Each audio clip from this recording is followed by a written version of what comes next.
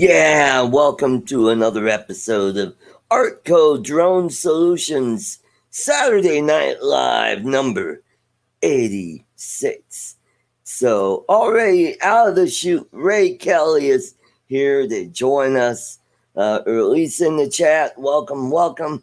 I just got back from SpinDown up in Dillon, Colorado about 2 or 3 hours ago and had a blast up there. We're going to talk about SpinDown and all the fun stuff we did, the raffles, who showed up.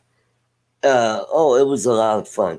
So I want to say hello to a few people in the chat. My driver, Tim, the four-eyed canine, drove me up there. He had a twisted ankle, and it was his right ankle. So, oh boy, he had to drive. So, kudos for him. Thank you very much, Tim, for toughing it out. It was a great time there. Steve Mack, Mitch, old guy and a drone, and Mike, GFO drone and tech guy.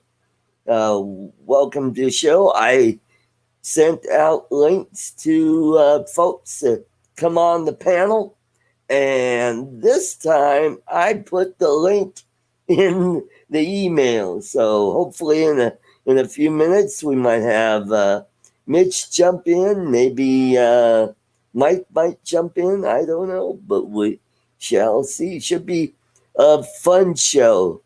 So who was there? Well, there was Ten Toes, aka his real name is Tom Ruby. He was there. Ken Dono was there. He came late, so he was there this morning. So let's welcome our first panelist, Mitch, old guy and a drone. How about I turn up my mic? There we go.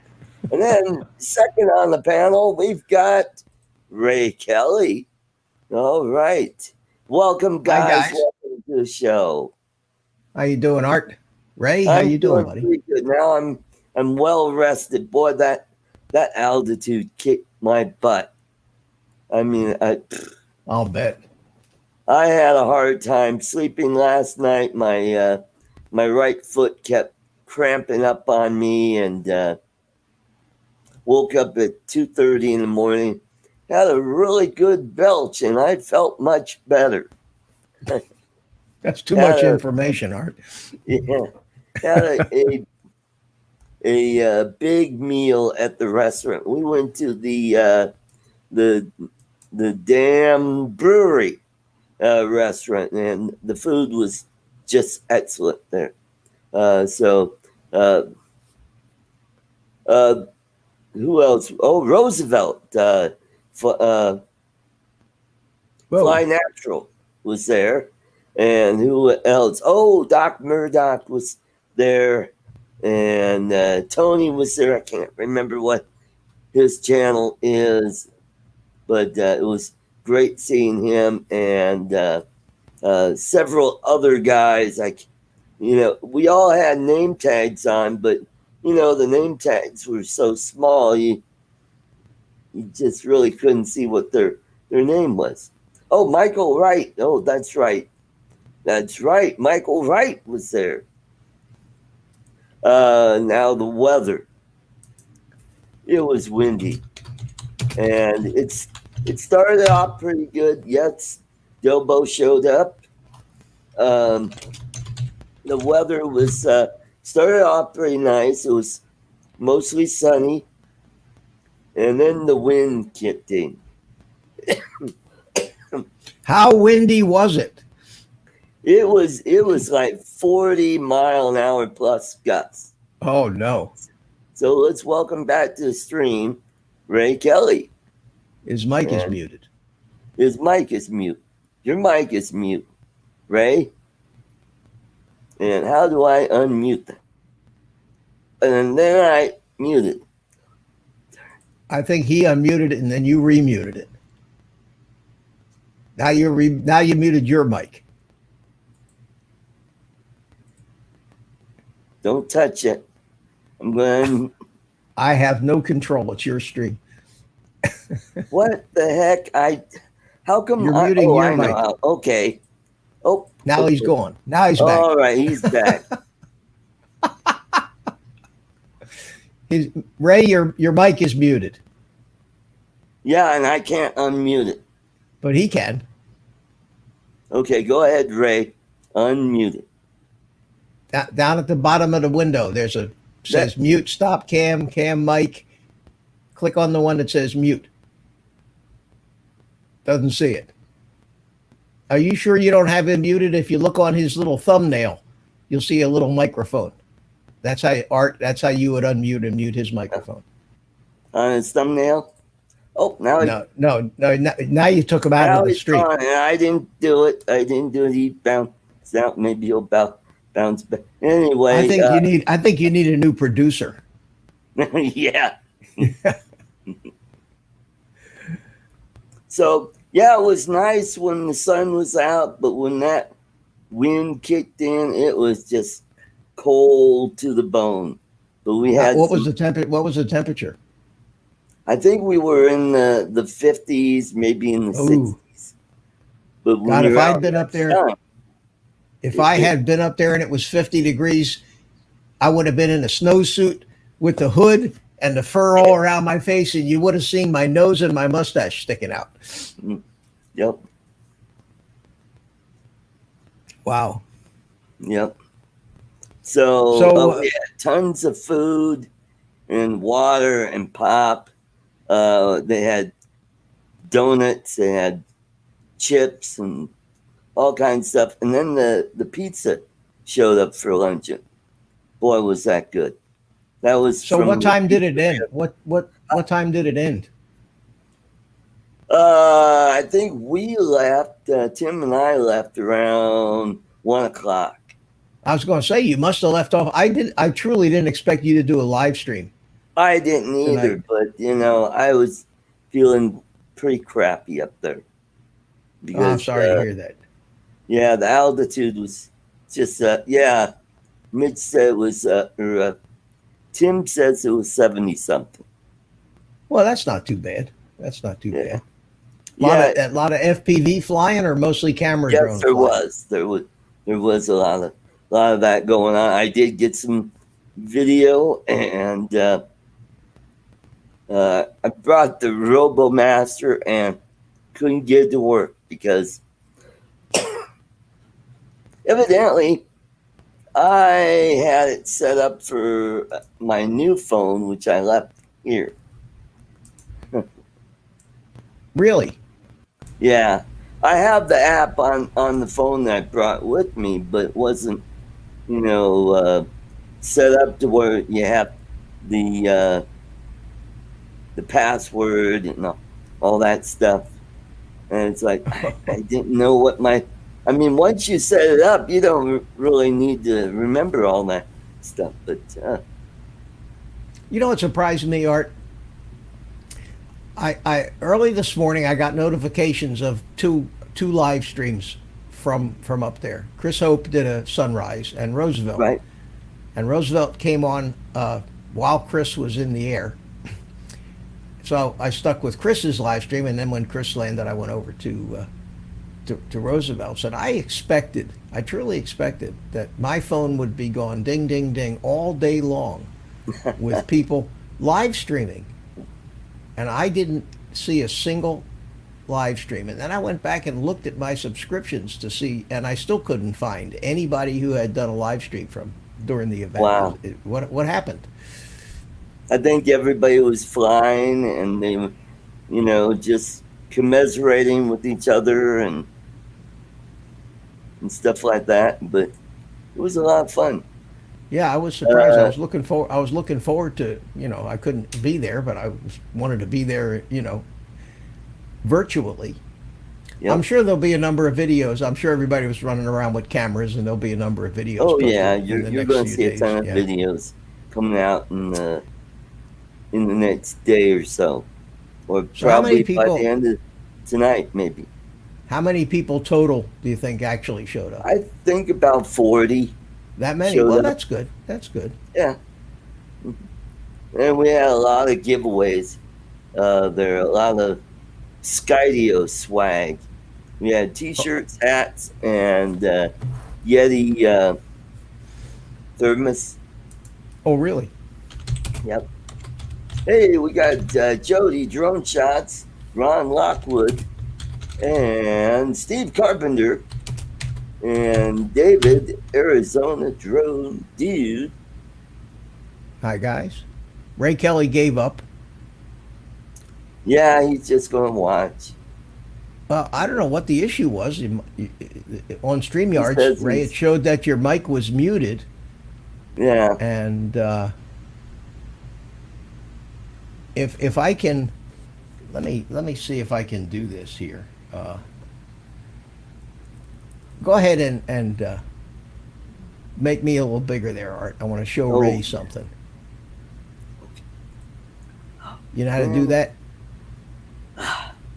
I'm having a big Okay, look, brain fart. Oh, right under the screen. There's a bunch of different window arrangements, side by right. side, big, small. Well, or down where my thumbnail is. If you click in the, I think it's the upper left hand corner, you can make me big. Oh, yeah. Oh, There you go. there we go.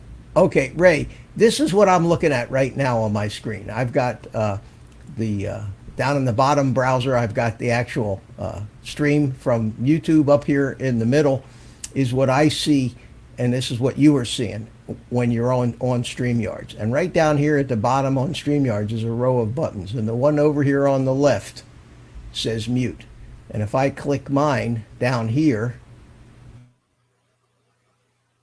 me.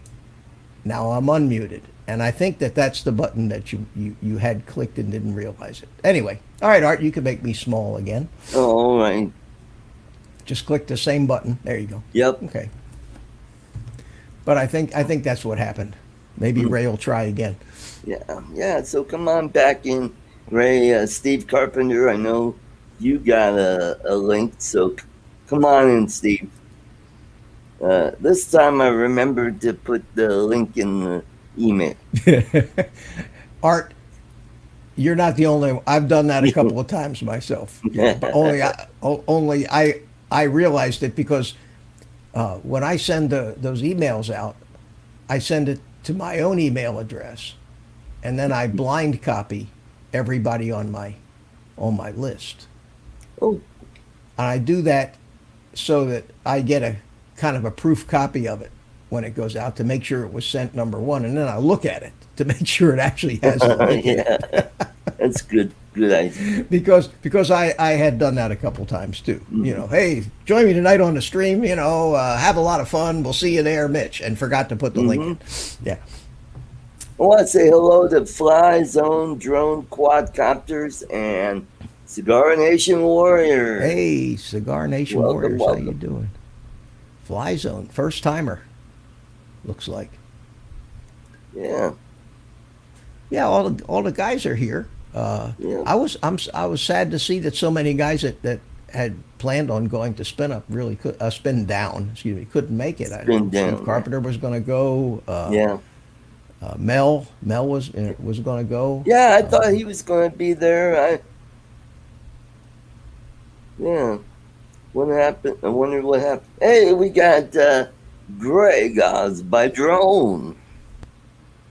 Come on in, Greg, and Hi, maybe Greg. How you later doing? in the show, James Tanner might jump in. He finally got all his equipment for his live stream.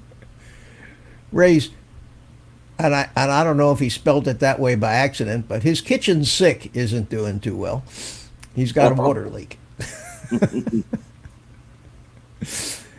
uh, So we had Greg's some. on a phone call. We'll check back in Okay. shortly. Okay. Okay, cool. Man, Art, sometimes it's like pulling teeth, isn't it? Yeah. Getting people. I know that Greg's. You didn't watch Greg's show last night, did you? No. Well, he was supposed to have Ken Heron on, Oh, and Ken Heron was up in Knoxville doing some live streaming. So Yeah. he kind of came on from his cell phone for a couple of minutes, but I don't believe it was what Greg was expecting. It didn't fill up the kind of time that he had. Ah, So Greg got to about 20 minutes till, with about 20 minutes left in the show and nothing to really to fill it up with. John, who does it, is his co-host. His right. his audio was so bad that you couldn't hear half of what he was Oh, saying. And poor Greg, his host didn't show up. His co-host, you couldn't hear him. So well, then where's Lloyd? What happened to Lloyd? Lloyd was there. Lloyd was there, Yeah. but so then about 15 minutes to go or 20 minutes to go, Greg says, "Anybody want to come on and be a guest? I'll put a link in the." So he put a link in the chat. Meanwhile, I'm sitting there, and ready for bed already in the other room, watching the thing on my big TV in the living room. Yeah. It takes me 10, 15 minutes just to fire this PC up to do these live stream things. So it was too late for me to come in, and he couldn't get anybody to come in. Well, So oh, yeah, so that happens. That happens sometimes. wow. Yeah. Ray says he's having he thinks it was his MacBook Pro There that you was go. causing him the problems. I will Hmm. say nothing. Oh man. So you worn out, buddy? Yeah. Yeah. As soon as I got home, I got a few stuff just kind of moved out of the way. I took some aspirin and then hit the couch and slept for about 45 minutes. Yes, Ron, I am back in Denver already. That's why the show is going. Otherwise, I couldn't do the show from Dillon. How far is it from It, from I Denver, think from where you are to? it's about. I know from Vail from here it's 100 miles, so we're just east of there. So it might be 80 miles. Yeah, Oh hell, but that's it just a took trip to for the That's a trip to the grocery store, for yeah, God's sakes. but it took forever to get up there because we got road construction going, and it was like a parking lot Oh for great. miles just getting up there. So it took us what normally would take us an hour, took us like 2.5 hours to get up there. That's it. Every time I go on a long road trip, I'm talking 1,500, 2,000 miles, and I try to do it all. Do the long drive, the 15, 20-hour drive in one day. You get 98% of the way there with no Yeah, problems, and when you're 2% shy of your destination, that's when all the crap happens: yep, accidents, construction, and yep, it takes you half as long to go the last few miles as it did the first yep. That's 1,500. right. But it was in retrospect, it would have been. I wouldn't have flown because to these events, if I'm going to go to one of these events, I'm going to go loaded for bear. I'm going to have Right. Mavics and FPV. Whoa! Yeah, you got Amber Amber. alert. Let's see Yep. who's missing. Yeah, who's Amber? Somebody named Mackenzie Vega, 11 years Oh. old, in a silver Hyundai Elantra. So Huh. let me run out and look. I want to say Wow. hello to Bob Casey. Welcome to the show. Hi, Bob. How you doing? So, what was the highlight of today's activities, Art? Oh, oh, we did have someone give a speech about how to turn your YouTube channel into, make money with YouTube. And basically, everything he said, I'm like, I'm already doing all that stuff, like networking and using when you have a video uploaded, you just keep it private and then use Premiere. And then that way you could chat with the Yeah. folks while they're watching the video, and they'll ask you a question. Yes, Jonathan Buckhouse. I never did that. I never did the premiere thing because I just don't know. You have to pick the right time Hmm. to do it. You're not going to want to do that at in the middle of the day on a work day. Most people That's wouldn't right. be able to watch it anyway. So I haven't done that. What I do is when I upload them, I upload them as unlisted Hmm. until YouTube has time to process Right. the high def side of all the video. Because what was happening is, I was making these videos and I'm making them all in 4K, and then I'd post them, public right Right. away. And most people who jump on them, the regular guys, will see it within the first half hour to an hour, and they were all watching it in 240p, 360p, Uh-huh. and that's terrible. So Ah, I decided that I saw somebody had given that advice yeah. to Yeah, and upload it I think I unlisted. heard that too as well. I want to say hello to Brian BMAC, Aerial Visuals, Yeah, Mel Ron. 400 Hey, AGL. Mel, how you doing, buddy? Did you get that little seaplane finished? Mel's building a twin Oh, yeah, engine that's right. seaplane. Yeah, Hmm. that he had originally hoped to have it done and take out there to SpinDown, fly Right. off the lake out there, which would have been really interesting in 40 Yeah, mile an probably hour wouldn't have winds. Yeah. happened today. No, I He says it's I ready don't. for the maiden shakedown float. Oh, cool. Make sure you video it, Mel. We want to see that. Yeah, we want to see it flipping over. Oh, they do. Where They the- do that. They do Mm, flip over in the water. Yeah.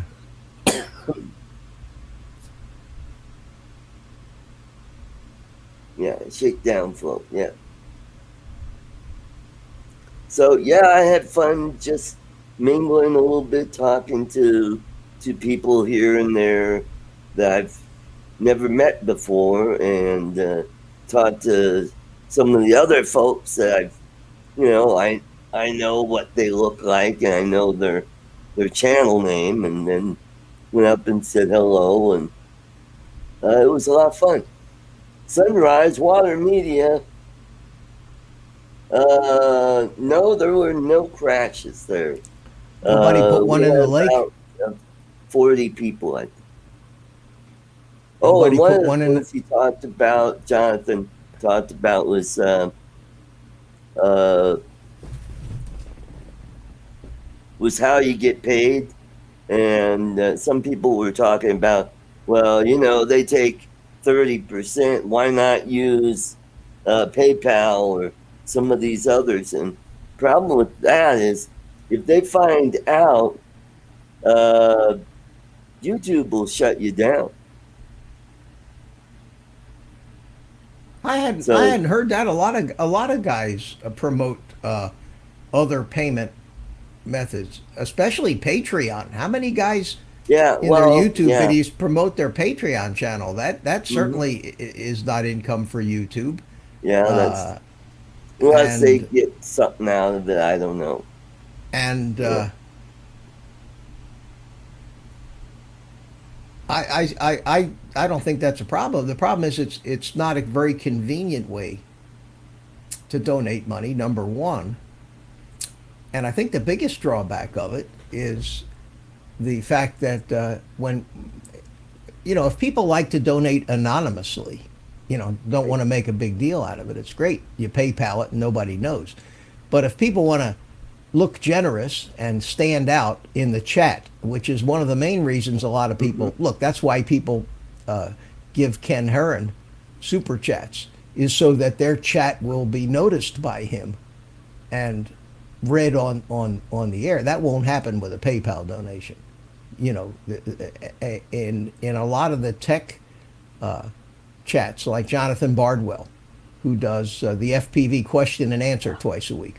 He has Okay. 700, 700 people, okay, watching his live stream. And the whole purpose is to ask questions. And he's got his Patreons have a Discord chat as well. That's So right. you want to get Joshua rather, to notice your question. You tape it to a $5 bill, basically. Yeah, and that's what he talked about. Hey, we Yeah. got Chris Hope. He was at SpinDown. It was great to see him there. Hi, Chris. Yes, Agent K says Jonathan promotes Streamlabs donation link. Okay. Well, that's how you have. That's what if you're going to make money on YouTube, you have to, I think, do a combination of virtually everything possible to get a few cents from here and a few cents from there. I know that the ad revenue by itself, I have, I'm a tiny little channel. I got 1,200 subscribers. So I started monetizing my videos, and my ad revenue is generally from 8 cents to maybe 20 cents a day. Wow. That's it. That's the ad revenue. Then I have people. Then I get some super chats, and that's where, if I'm going to get any money out of it, that's where I get it. And I have a list of parts and things with the Amazon and Banggood Right. affiliate links. And that's what he talked about. He talked about, the Amazon, whatchamajigger that you put in. Yeah, the affiliate. You have to Affiliate become an link, Amazon. yeah. Yeah, you have to go and through the drill. Oh God, I'm having a major brain fart today. Where Well, you're oxygen deprived. yeah, I think it is. Oh, not Streamlabs, but where you make T-shirts, hats, and mugs and stuff. Oh, Teespring. Teespring. That's Yeah. mhm. So if I decided that I'm not in this for the money, and Mhm. if everything all adds up to $100, $150 a month, it helps pay Yeah. for some of the stuff, but it Mhm. certainly is not a living. And I see guys with 10 to 15,000 subscribers that can't make a living at it. Mhm. I think that when you get up into the 100,000 subscriber and you play it properly, merchandise, yeah. I think you can make money, but I'll tell you where I think guys like Joshua Bardwell make most of his money, and that's his Patreon. Because when you become a Patreon subscriber, you basically sign on for $2 a month, $5 a month, Yeah. $10 a month. Now he's got 2,000 Patreon subscribers. Wow. So do the math. Yeah. Yeah. Hey, And I we think got that- Ed. Love my drones. Welcome to the Hey show. Ed, how you doing? Where is he? Oh, there he is. Yeah. You're right, Ed. It is lousy pay. You don't do this for the money. You do it because it's fun. Yeah. You do it because it's there's a lot of friendship and camaraderie Yeah. involved. I think it's Mm-hmm. that's why I do it. Hell, every time Yeah. you buy a And new that's little what piece of equipment, you're going to spend your whole monthly income on a new microphone or especially if you buy a new little camera to use. Mm-hmm. Link in the description below. Anyway. Yes.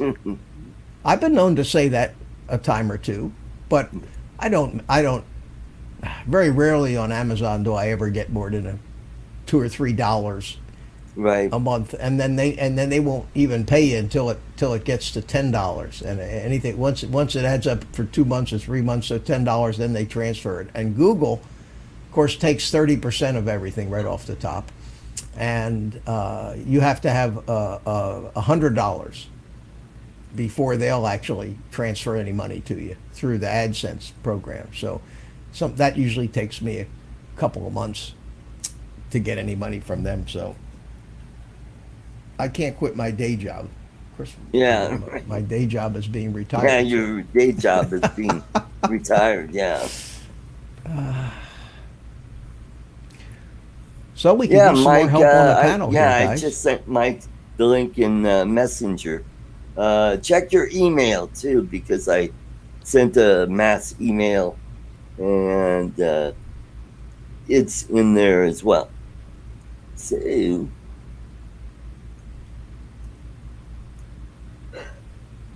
yeah, if it weren't for the altitude and being cold, I think I would have stayed longer.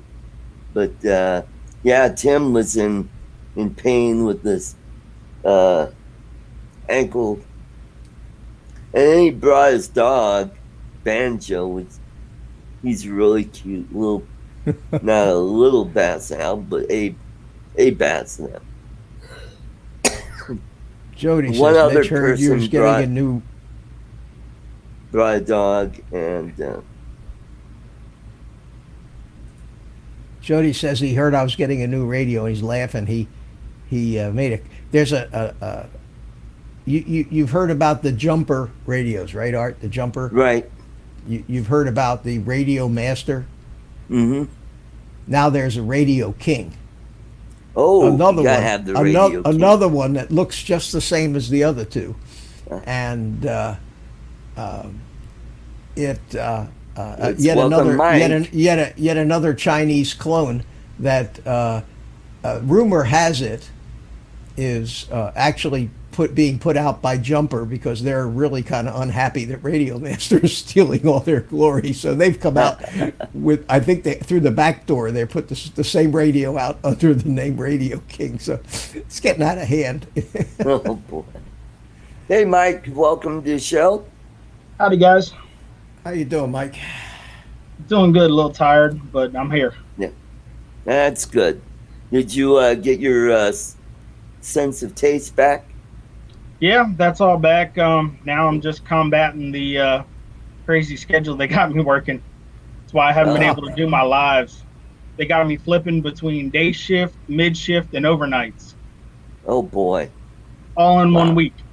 So I'll work like 2 day shifts, a swing shift, and then 2 overnight shifts. So trying to squeeze in lives and everything else has been a little tricky Right. lately.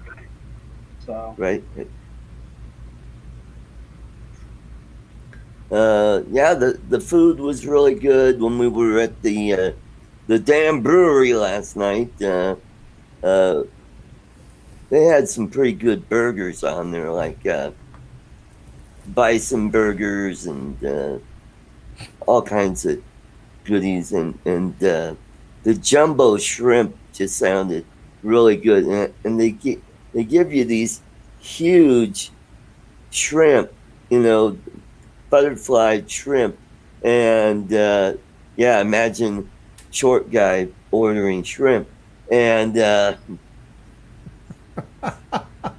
they were huge. I mean, they looked like oar paddles almost, but they were really good. You're making me hungry, Art. You're going to lose me here. I'll go eat some dinner. Somehow I'm getting the hankering for jumbo shrimp. Yeah. So, I Well, wanted you're to ask right you, there by the ocean. You get so. Oh so yeah, let fresh me run that- out and jump right in the ocean. Just Yeah, grab there a you few go. shrimp right out of Get, it. Yeah, get your net out there and yeah.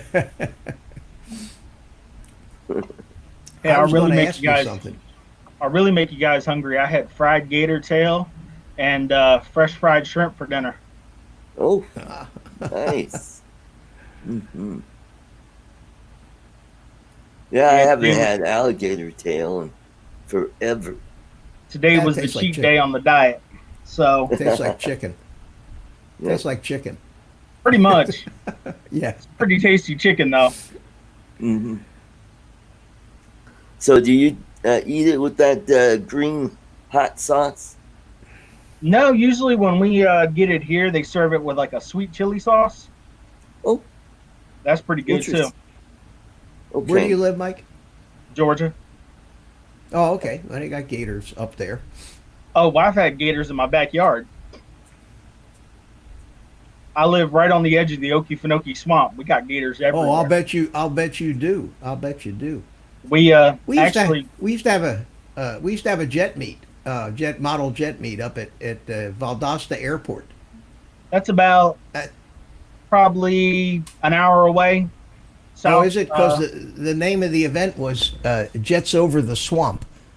That was the name of the jet that's event. probably about an And, hour west of us. oh, okay. You're further. Yeah, and the further east you go, the swampier it gets too, doesn't it? I mean, literally, the Okefenokie's here, and I'm like right on the bottom corner. I want to say hello to Michael Blade and JSK Enterprise. Yeah. How you doing, guys? So Michael Yeah. Michael was up there too, was he, Art? Michael Blade. Michael or- Wright was there. But, Michael Wright was there. asked- You know, I wanted to ask you. This is what I wanted to ask you. So I watched last night. Kelly had a live stream from Sean's right, tattoo shop, right. and you weren't there. No, we got in when they were already done with the show. That's how Oh. late we were. Oh, okay. Anyway, Yeah. he showed a shot of the whole crowd of people, and I hardly recognized anybody. I mean, most of those guys I didn't recognize at all. I know Chris Hope was there and Roosevelt was there, Yep. but other than that, most of them were strangers. Did you find that you knew many of the people that were there, or did you meet a lot of new people?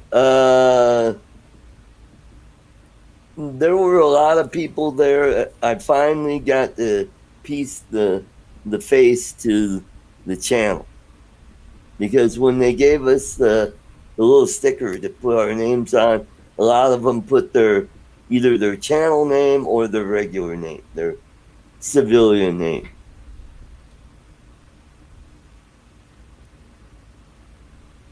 So What time did Ken get there? Ken Dono. He was stuck in traffic. He called Kelly. He called Sean during that live stream, and Sean Right. basically didn't even know he was still coming. Ken was playing, basically did something or messaged him or something that led him to believe that he wasn't coming. And he had said on the stream, Ken wasn't. And then Ken calls up. He says, "I'm 2.5 hours away, and the traffic's killing me. What's the best way to get there?" And they had to give him directions to circumvent all of that nonsense.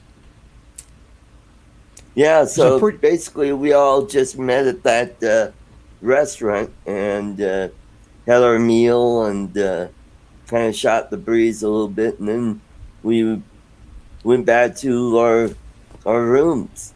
And I went right to bed after that. And if you're not used to that altitude, you're going to have a hard time sleeping.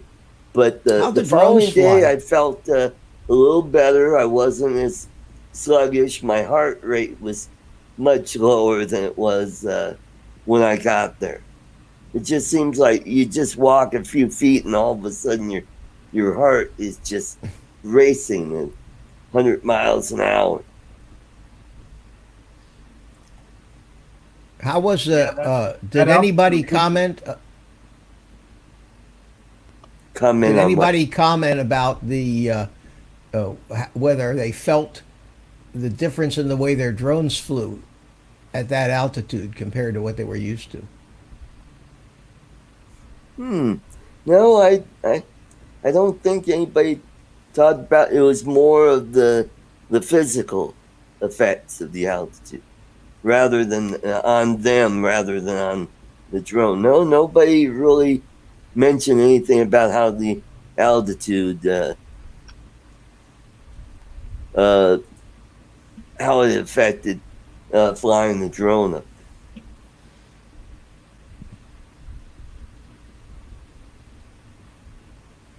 Yeah, but oh god, it was a lot of fun though. If you aren't used to that altitude, it'll get you. Oh yeah, yeah. Well, I'll and tell you what, don't wanna- anybody. Yeah, But we keep talking unless on you top of each live other. I don't there know if for that's a while. is that a delay that gets us talking on top of each other all the time? Yeah, I think there is a slight delay. Ah, okay. Because I start talking and then all of a sudden everybody's talking at the same time. Yeah. Well, you have that effect. I guess they probably say, the old guy wants to say something. Let's Okay. Be just quiet. tromp Mitch over. has something to say. Yeah, Brian says it seems the motors would have to work harder in the less dense area. Well, they do. That's called density altitude, and Mm-hmm. it's a big consideration when you're flying a real airplane, Mm-hmm. propeller driven, especially when you have to take off from a 10,000 foot altitude on a hot, humid day. You could be twice as much runway as at sea level to get off the ground, and your climb rate will be terrible. Yep. Speaking of altitude, I saw a video a few days ago about why jet airplanes don't fly over the Tibetan plateau. And it's Uh, mainly because it's so sparsely populated. And if the plane has an issue, they don't want to be flying over these mountains that are 14,000 feet and not having a place to land. So that's why they avoid flying around the Tibetan plateau. And yeah, for an example, if there's a emergency decompression, you have to get down to 10,000 feet when the mountains are 14,000 feet. Yeah. That could constitute a problem. Yep. Agent, do you see what Agent K put in there? That's funny. And interestingly enough, there's not a K anywhere in that. I just noticed that. What he doesn't realize is that I have already cut and pasted into a tiny little note file, which is going to reside on my desktop.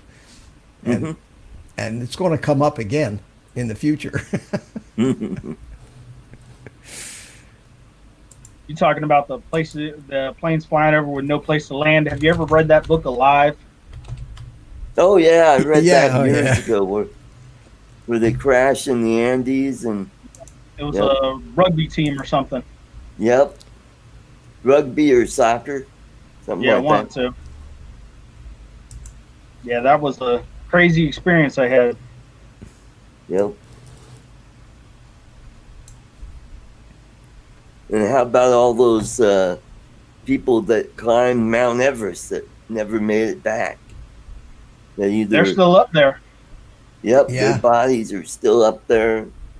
It's too much of a risk to actually go recover the body, so they just leave it wherever they fall. Yep. I think there's one guy they call Orange Boots that's been up on the mountain for like 15 or 20 years. Yep. And there's a lot of trash up there. Most of the trash is just empty oxygen bottles. Yeah. Old camping gear that got discarded on the way up. Yep.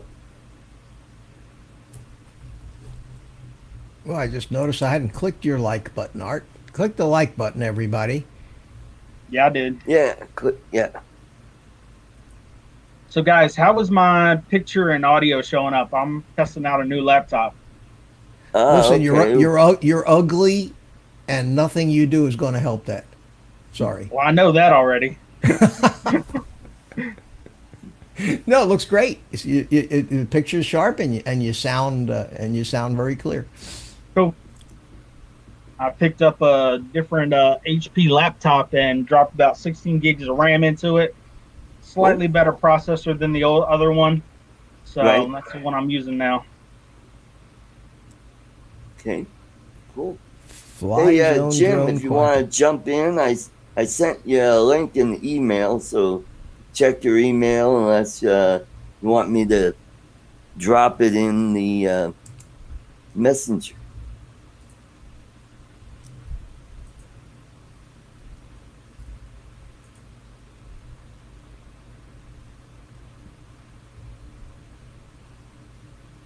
Yeah, you got a nice little crowd here tonight, Art. Yeah, Yeah. you do. Except they're not in the chat with us. Mm-hmm. So Carlos received all of his drones today. Oh, wonderful.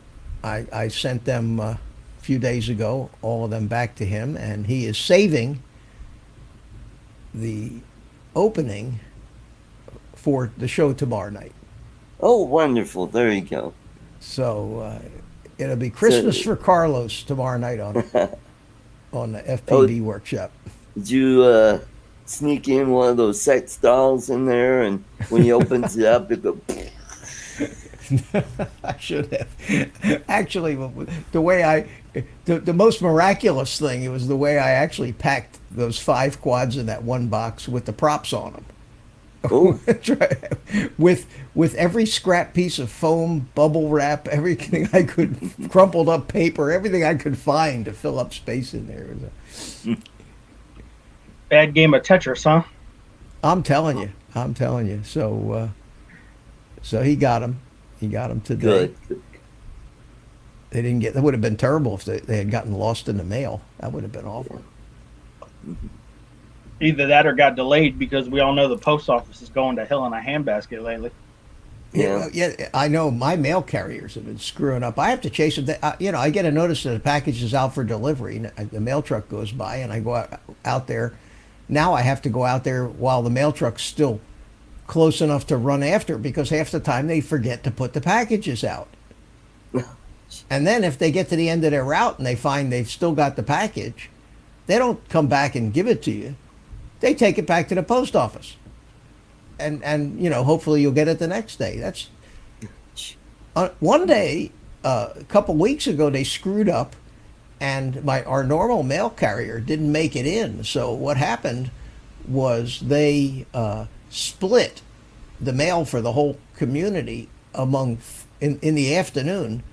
They gave it to four different mail trucks. They split it up into 4 different mail trucks. None of those drivers were familiar with this community or knew anything about where the addresses were.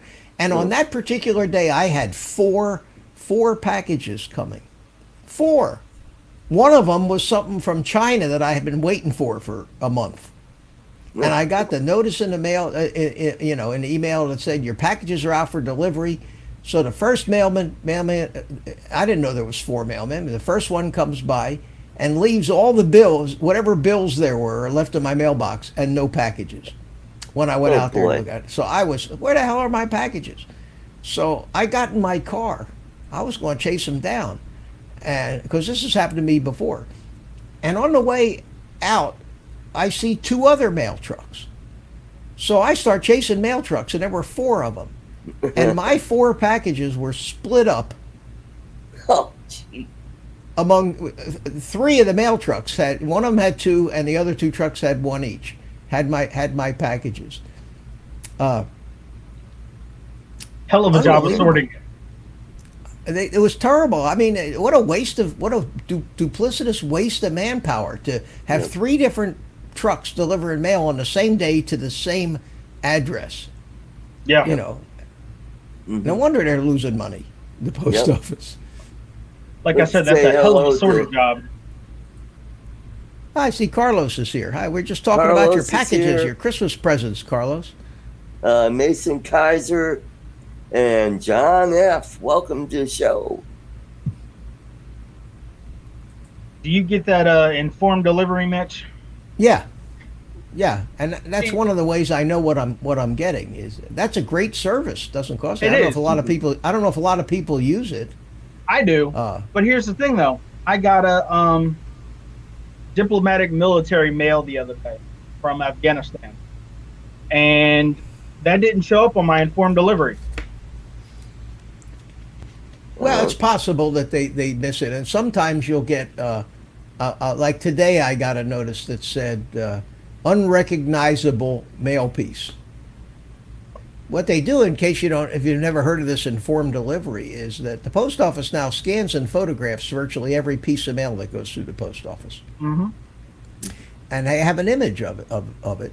And if you sign up for this informed delivery, every morning you get an email, and in that email are pictures of everything that's coming to you that day. And if there are packages, you'll have a tracking number.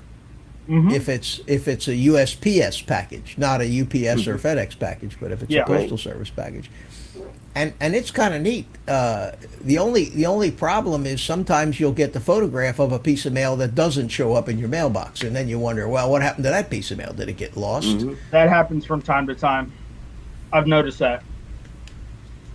But like I said, this was a U.S. mail diplomatic package, and I went over there and it showed my other package that was coming in, and I got that, and the one kind of like Christmas. I went and opened it up, and there's two packages sitting there, and I'm like, oh yeah, nice. Well, I see Carlos opened the new radio that I sent him. He bought that QX7S from me, and he's asking me how we charge it. Carlos, it should have been set already to the nickel setting, because that's how I charged it. Don't blow it up, Carlos, Ed says. Ed's just being helpful. Ed's being helpful, that's all. Yeah, Ray. I'm going to answer Ray's question real quick. Yeah, I was from Afghanistan. One of my buddies is stationed over there. And I originally had an American flag that was flown over one of the bases over there. When I split up, divorced my ex-wife, it disappeared. She kept it somehow. So my buddy took it upon himself to get me another flag from Afghanistan to replace the one I lost. So I now have a really kind of dirty, dusty American flag all folded up that I'm going to put in a shadow box with a certificate. Oh, nice. From one of the bases over there in Afghanistan. Cool.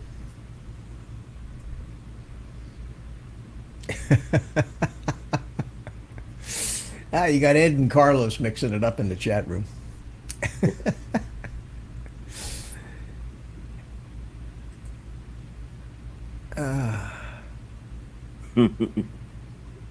Yeah, Agent K says it's a lot of work to photograph each. It's all done it's scanned.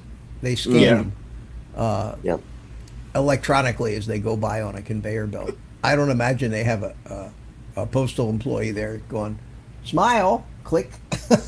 Yeah. Yeah, today would have been a terrible day for fishing at Lake Dillon with that wind out there. They had white caps. I was going to say that the water probably was rough. Yeah. Yeah. Yeah. Once I think they closed the lake to boating if it gets too rough, and then it calmed down. Then I saw a few sailboats out there. Wow, this is sailing weather when you get that kind of wind. You get a Hobie Cat up to 60 miles an hour, man. It's exciting. Yeah.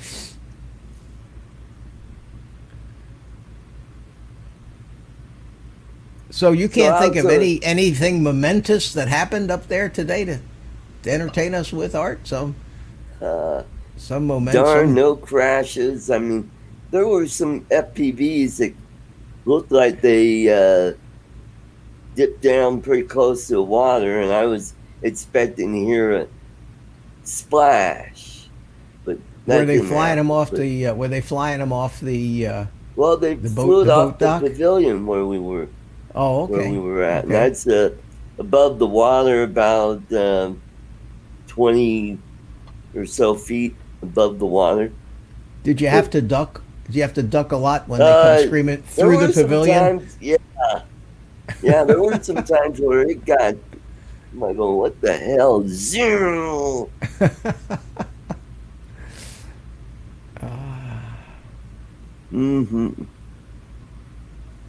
Yeah, you see them. All these FPV drones are all buzzing around. 10 minutes later, everybody's all landed because they've used up their batteries, because those batteries don't last too long. All the guys with the regular drones, they just fly out there. They're up there for about 20 minutes. And 30 minutes.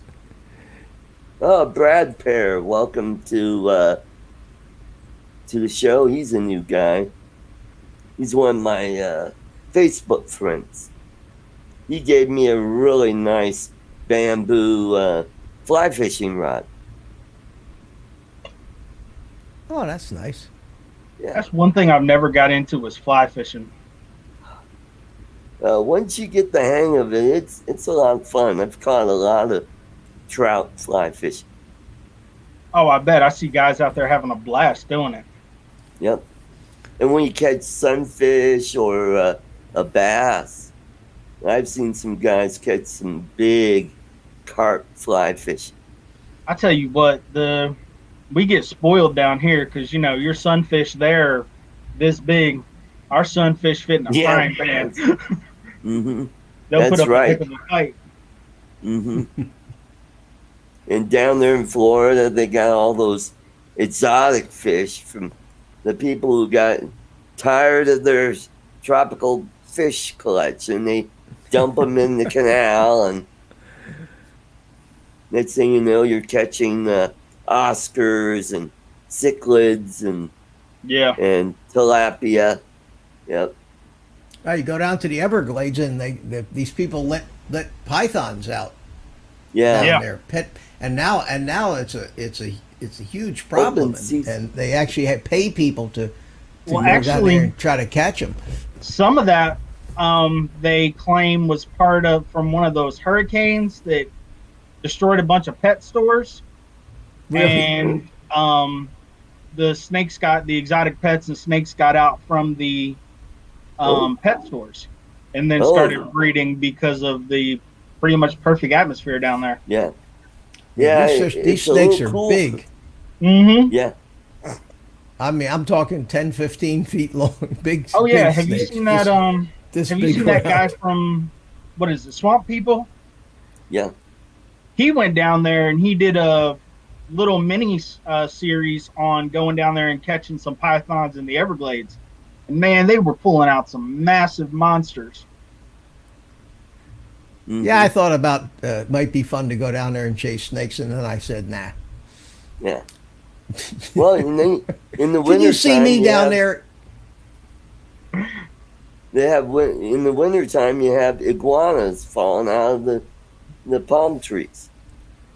Oh, the iguanas! Yeah, we got these little lizards, little small lizards that they're like pets. They're just always around, and they eat mosquitoes and things. So they're beneficial. In fact, I got a couple of them live on my screen porch. I like can't what get them to go. Said.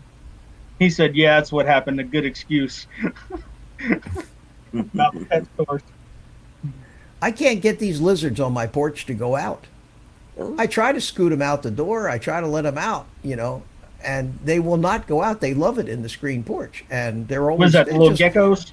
Yeah, the little. Well, they're not geckos. They're chameleons. Yeah, I don't even know what the species name is, but they look nothing like the gecko on the Geico commercials. Yeah, and they certainly don't have British accents either, but they're little things, and they just you just ignore them after a while. Yeah. They'll just wander across the floor out there, and I can't get them out of there. Now, my grandpa, when I was a kid, we had a bunch of them in Texas, and he would take them. If you squeeze their belly a little bit, they'll open their mouth, and he'd hang one off of each earlobe, and they'll just hang there. They'll stay hanging there, and he'd walk around scaring all the grandkids and stuff with two little lizards hanging off his ears. Oh yeah, it was hilarious. I'll be sure and try that. Yeah, but make sure they're not little baby alligators. Yeah. You might be missing an earlobe. Not me. No snake hunting. No lizard wearing. Ear wear. I tell you what, the guys that really have my respect. I mean, the python hunters, they're pretty crazy, but them guys that do the rattlesnake roundup in Texas and places like that, that's a whole new definition of crazy. Yeah, you don't have to be nuts. And Bob Casey says put a sticky pad down. No, actually, Bob, I'm kind of fond of the little buggers. I don't want to get rid of them. I enjoy kind of watching them scamper around, and they do eat the insects. They do keep inside my screen porch. If a mosquito is unlucky enough to get in there, he's Mitch's place. Not going to survive in there. Not with those boys. Back from the Sky said I could see Mitch chasing alligators only to make shoes out of them and sell them at the store. Come on, guys. Yeah. Well, they're certainly not an endangered species down here, the alligators. That's for Yep. sure. Where you at, Mitch? I'm in Melbourne, Florida, Okay. near Space Coast. Near Okay. Port Yeah, yeah, Canaveral, yeah. Cape Canaveral. Yeah. Between where you live and I live, man, we have no shortage of gators. In No, fact, not at all. right in the Not at middle of all. the city, where the hospital is where I work is like right smack dab right in the middle of everything. There's a canal that runs between the hospital and the YMCA. Um, just maybe a block over, one of my friends lives back up against that canal. Well, she had a dog go missing, and I'm talking decent sized Uh-oh. pit bull went missing. So she asked me and Stacy to come over and take a look around the canal and stuff, and we found some decent sized slides and stuff. So apparently, there's a decent sized gator living right behind the YMCA and between the hospital. And the bad part is there's a playground there too. CA. I'll So tell you that down here, you got to watch out for the big birds of prey. You got a little puppy. You get a tiny little puppy. Turn that little puppy loose in the backyard. This the osprey or swoop down out of the sky and off it goes. yeah, Oh yeah. yeah, we've in fact, the other thing we found right in the middle of the city, my buddy lives on the YMCA side of the canal, a little further back. We were sitting out behind his house one night and we saw a really large cat that was probably about the size of a German Shepherd or a little bit bigger. And yeah, you talk about a pucker effect, because I mean, it was no more than 20 foot away from us where we were sitting around the little fire pit out behind his house. We ran inside, grabbed some shotguns and rifles, and went and sat back out there because that was one of the biggest cats I've seen to be right in the middle of the city. Wow. They have panthers here in Florida and black bears. Yeah. Yeah, we have a lot of black bears. In fact, where I go hunting, Stacy's dad has a hunting club, and we got a bear on camera. How big is his back? 4 foot, 5 foot? He's about 4 or 5 foot on all fours. Ooh, wow. We used to have them in a neighborhood when I lived in Orlando. We used to live right on the Wekiva River Preserve, and a real haven of black bears. And they used to come in and just, you couldn't even put your trash cans out. They would rip those plastic trash cans to shreds, just shred them like a paper shredder, and the garbage would be just strewn, completely covering the street. Yeah. So, Have you so seen then the they came video? up with the bear proof. They came up with the bear proof cans. Yeah. Finally, yeah. Have you They seen couldn't the get into. video of the guy from the Poconos, New Jersey? He's standing out in front of his house. The bear comes up out the woods, slaps the Subway sandwich out of his hand. The bear takes the sandwich and heads off back into the woods. No, I didn't Funniest see thing that. ever. Make But it a was great like on Subway his- commercial. Yeah, That'd make a but great Subway commercial, wouldn't it, man? Exactly. But it was on like his home security cameras, and I was like, "Holy crap!" Thankfully, the bear went for the sandwich and not you. Did you guys see the video of this guy? I think they were hunting kangaroos, and one of these are the big kangaroos, and one of the kangaroos got his dog and was about to, tear up his abdomen, with his hind feet. The guy went up there and he just punched that Yeah, I saw that. kangaroo, and that kangaroo's head just went, and he stunned him, and he just kind of turned around, oh, screw it, I'm out of here. And then What that you movie see was it it in in? slow motion, and you see the fist hit him, and you see how the flesh kind of ripples, and, Wow. and his head just kind of. Well, what was the movie where was it Blazing Saddles where he punched the horse? Oh, What movie was was it? it? Yeah, that was Yeah. Blazing Saddles. That was Yeah, he knocked the Alex horse out. Karras. Yep. Yeah, Alex Karras. Yeah, yeah. What was his name in that movie? Blazing Saddles. No, his character that he played, Alex Karras. He played a character it was Oh. like Gonzo or Bob. What was the Yeah, name of I the character can't he remember. played? Yeah, I can't remember that. Yeah, but he knocked his horse, knocked the horse out. What was There's the a name movie. of the sitcom that he was in? I don't know. Webster.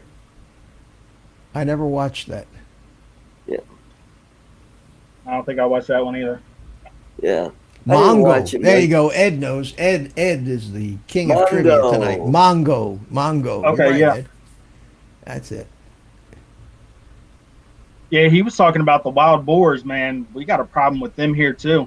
Yeah, Oh, they're a menace down here. They're destroying They are. everything. Oh, Mhm. they are destructive, and some of those things are they're dangerous too. yep. They'll tear you up. There was a hunter down here that got caught by one of them. One good rip of the tusk, and it detached his calf muscle from his leg. Oh, no Ooh. doubt. Some of these things are 300-400 pounds when they get big. The average size. I know my son goes hunting for them down here, and they bring back the average size one that they kill is going to be 100 to 150 pounds because Oh, yeah. they get any bigger than that, they're not good to eat, from what I Yeah. understand. Very They got tough. that Yeah, real musky taste to them too. Yeah, Yeah. but they're very very lean animals. Yeah. Oh yeah, Yeah. You wouldn't think like a pig is bred to have a lot of fat. These things, you get the ribs from them, and you look at the rib, and there's this little tiny sliver of meat. Yeah. Now, Why bother? Granted, there's a couple times that we've killed one, and he had about 1 inch of fat that I had to get through to get to the meat. Really? Yeah, Wow. we've had a couple of them. Now, the You know biggest one I've seen pulled out of our hunting club was probably about 450 pounds. Took 2 4-wheelers to pull him out. Those One are of the big 4-wheelers boys. got stuck doing it. Yeah, it was a Well, monster.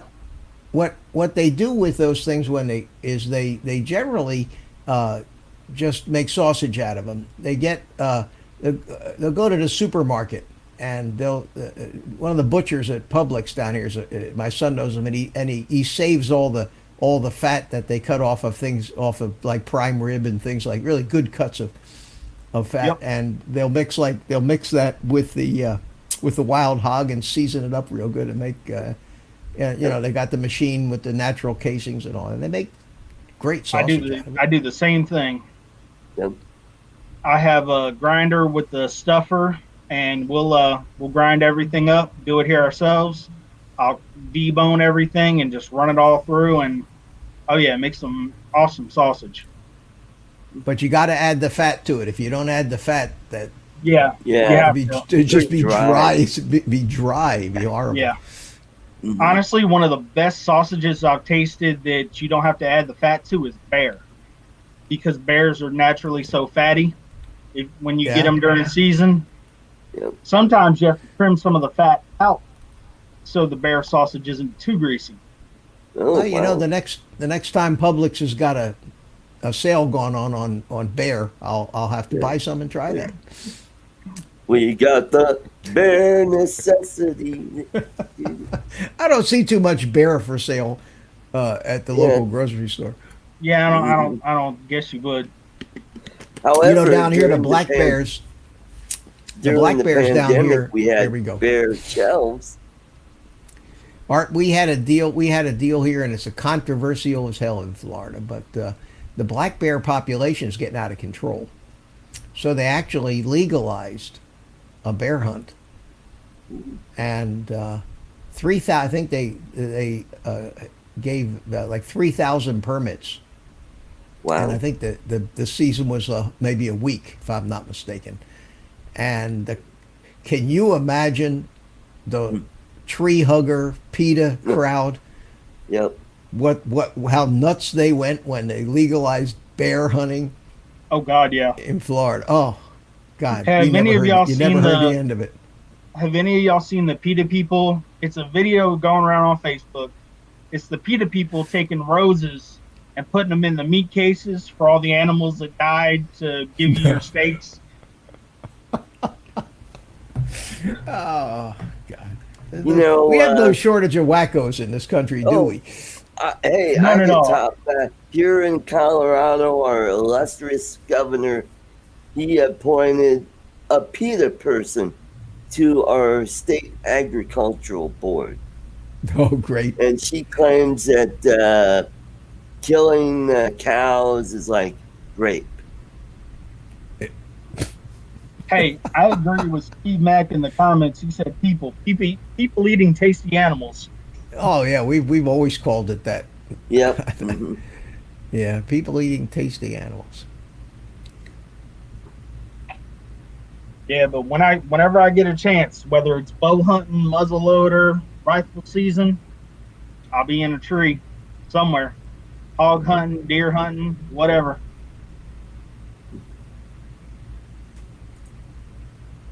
We do it all.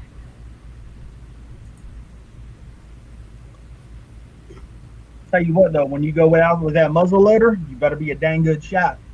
Yep. You only got one chance. Mm-hmm. My You son, only get my one son is shot, a that's partner. right. My son's a partner with 5 other guys on about 100 acres up in Tennessee, uh, near Murfreesboro, and they got it's a hardwood forest, very hilly, and they all built. Each one of them built, and I haven't been up there yet. Uh, I keep threatening to go up there with him next when he goes up twice a year, or they go up in the summertime to work on the property, and then in the wintertime they go hunt. But he's a big hunter. I have never myself been hunting. I like to shoot. I Welcome like to the guns, stage. but I don't. I He's shoot targets. Oh, there he there is. he is. He's a big hunter. I have You got never your, audio on, Jim. Trying to I shut like it guns. I off. like guns, but I don't. He's shoot targets. Oh, there he is. He's a big It's starting to sound like this, Jim. Turn off your YouTube channel. I did it. I got to put these on.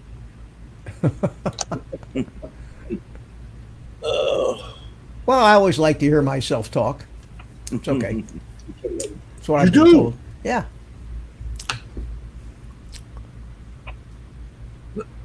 Okay.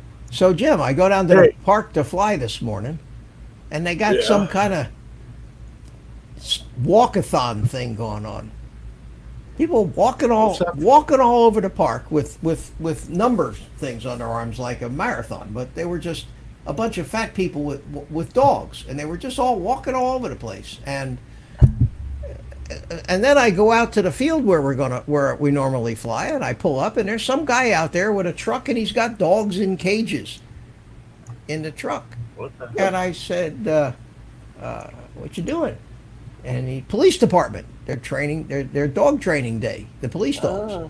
So I said, "Okay," and went home. Never did fly. The place was They got their own facility for that crap. well. They wanted to use our flying field, evidently. Well, of course, it's a public park. They can do what they want. They wanted but, to chase drones. first time I'd ever seen any activity at that place. Usually, the whole place is deserted. This town Hey, is got Ken Heron in the chat. ready for bear. Oh, hey, Ken. Mitch, they got a facility with all those used military trucks and all that down off of one of my streets here. Huge facility. They training for war. It's incredible. Anyway, Your voice I sounds tried very to- deep. Your voice sounds very deep tonight. Did you take some Jim, medication? you have some kind of a equalizer or mixer thing going on there? just the Yeti. Just Really? a Yeti? You're really Yeah, distorted. you sound very broadcasty tonight. Much deeper voice than normal. Mm. Well, hello. There you go. No, it's okay. Love okay. to love you, baby. I have the same thing. I can do it to mine. I can turn this thing down where I sound like a real broadcaster here. But I don't keep it that way. I could do. We're off to see the wizard. The wonderful Wizard of Oz. Well, you have the deep voice thing too on that, don't you? Art? Yeah, I could change it right here. I could. Is this better? I get sound like There you go. this. Wow. That's from Geico, where you get accident forgiveness.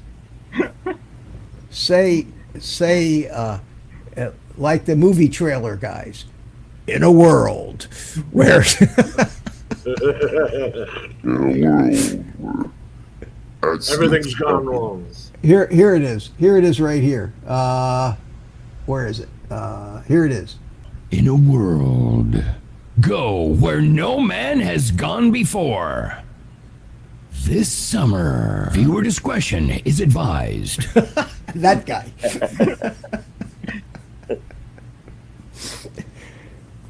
Don't all movie trailers sound the same? Pretty much. They must have done a million studies on that to see what humans will listen to. Yeah, I guess. That's why all the discount stores have black and yellow signs. Oh, really? Yeah, they actually did a study on it. You automatically think discount when you see the black and yellow. I always think wasp nets. Or- Ken Herron is cooking gourmet ramen. Oh, gourmet. Okay. That's like Adrian's ramen, just better.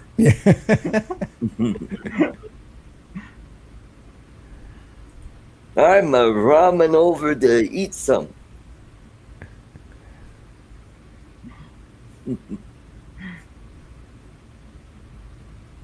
So I tried rendering out in HDR. It didn't work out well. No. Did you make it through I did all not. 9,000 pages of Da Vinci's handbook? No. I was on with Matt till 3 in the morning. Matt North. Really? God, you guys are putting an awful lot of time and energy into trying to render in all these fabulous different Just codecs get and- Filmora 9 and stop screwing around. It's easy to use. It I already bought works the with picture myself. HDR. Never had a problem. I already bought the Resolve Studio 16, so I'm using that now. See, everybody's commenting that your voice sounds deep. Yeah. But hey, it's sexy. It doesn't do a thing for me, but whatever you say, you know. To each their own. Maybe it's all the Roommate is damn overstating. cigarettes he smokes. What does ramen come in flavors? It does, doesn't it? Yeah, they have those little packets that come with it. I think Yeah. they got. We used to do that with bouillon. I think it comes nowadays. It's like beef, chicken, shrimp, Yep. spicy, and something else. Yep. Yeah, it's spicy. like noodle soup, They- isn't it? They've I mean, got basically. nuclear spicy. Now I tell you what. We used to put the bouillon in when you made rice. Yeah. Have y'all tried them little teriyaki bowls that are in a? It's almost like a ramen. It's like a plastic ramen container. Yeah, I've tried Those those. are I actually tried the halfway decent. kimchi one.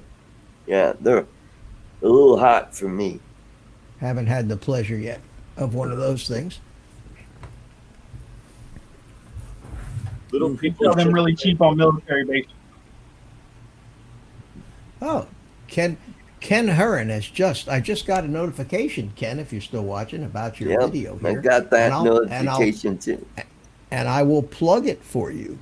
It says he's got that little video projector, which is pretty cool. And you know, I watched that video where you talked about the 3 gadgets, and Right, you know, and I don't know why you want to buy everything, you know, and I fought the urge, but it was close. It was close, Ken. I almost had to order one of each of those things, and probably would never ever use them.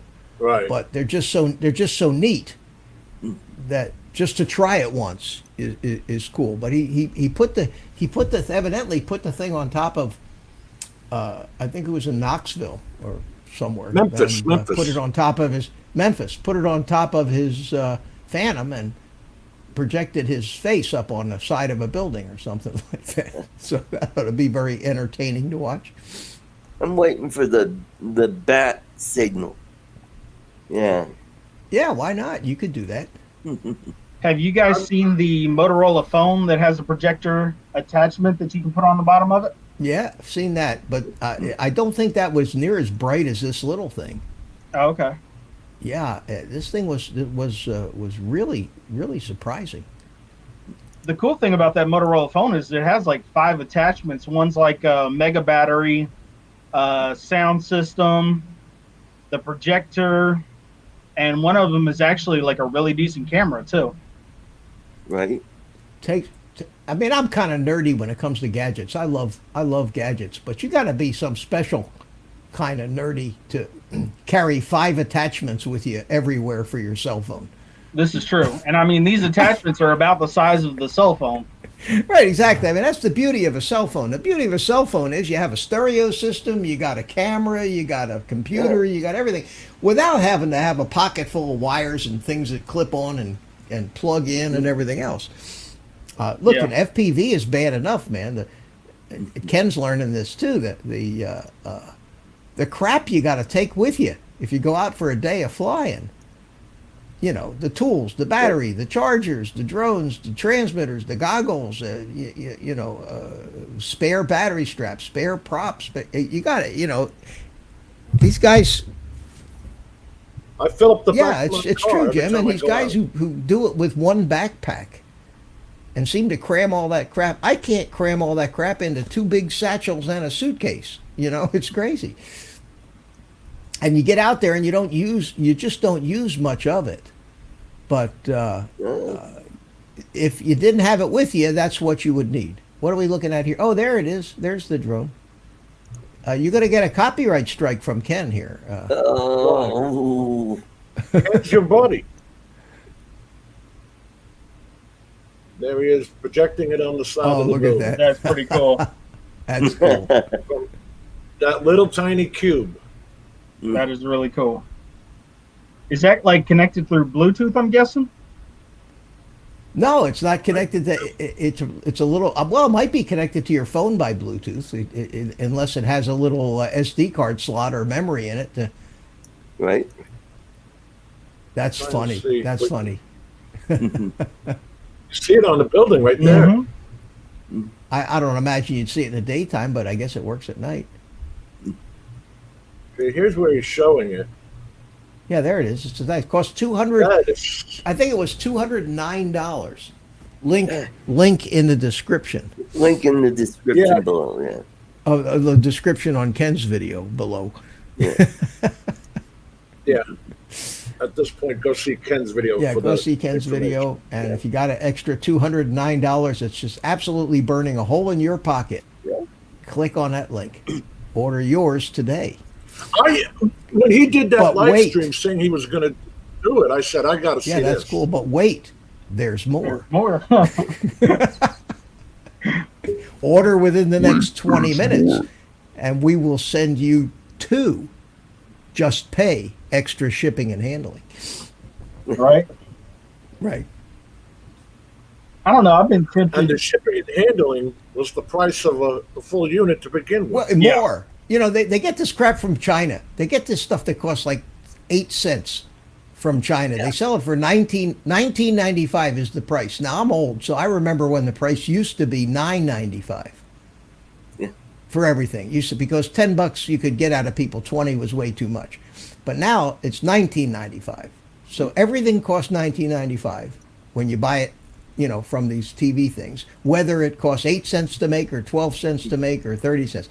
So they got this 8-cent thing they sell you for $20, and then if you pay an extra $12.95 in shipping and handling, they'll let you have another one of these 8-cent things for free. Yeah. See, I've been halfway tempted. They have a little mini projector. It's a bit bigger than that, but it's on Wish for like $20. It hooks up to your phone. I was halfway tempted just to get one to kind of play around with it and see what it worked. Jim's putting Ken's video link. Why don't you put the link to buy the thing in there? Go to Ken's video, get his affiliate link, and stick it in there for him. Well, we played its video. We might as well give Yeah, it why not? the credit for the video. Mm-hmm. Oh, that's The, funny. There you go. I want the flashlight, man. I want to get one of those. You know, 10 the billion. ones that you can fry eggs on. You know, Yeah. those flashlights. The ones that, Yeah. that are this big around, and you need you have to carry a Honda 100,000 generator with you. lumens. Yeah, and you have to carry a generator with you to power the damn Yeah. thing. Now, we had You one know. of those. It ran on four or eight 1860 batteries. Yeah. We used to sell them at Academy when I worked there. And when they say you can melt plastic bags and stuff with them, they weren't joking, because we actually got a plastic trash bag and tested it out. And you can literally melt plastic and start a fire with this thing. Yep. It's amazing how bright these LEDs was- that they tiny I wanna- little LED little square thing will blind you. You know, Yeah. these days. Yep. I want to say it Incredible. was 1,000 or 1,500 lumens or something. No, it was more than that. Probably more than that, yeah. Probably like I think it was like 1,000,000 candle power or something. They said it was. I mean, Okay. this thing was for a flashlight that was only about this big. You know, the thing was insanely bright.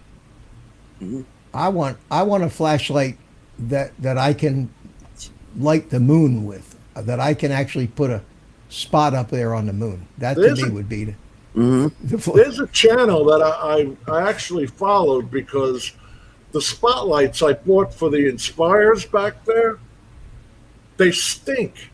And I bought them from Skysmer, which is, I don't know, one of those overseas, like Russian or something like that.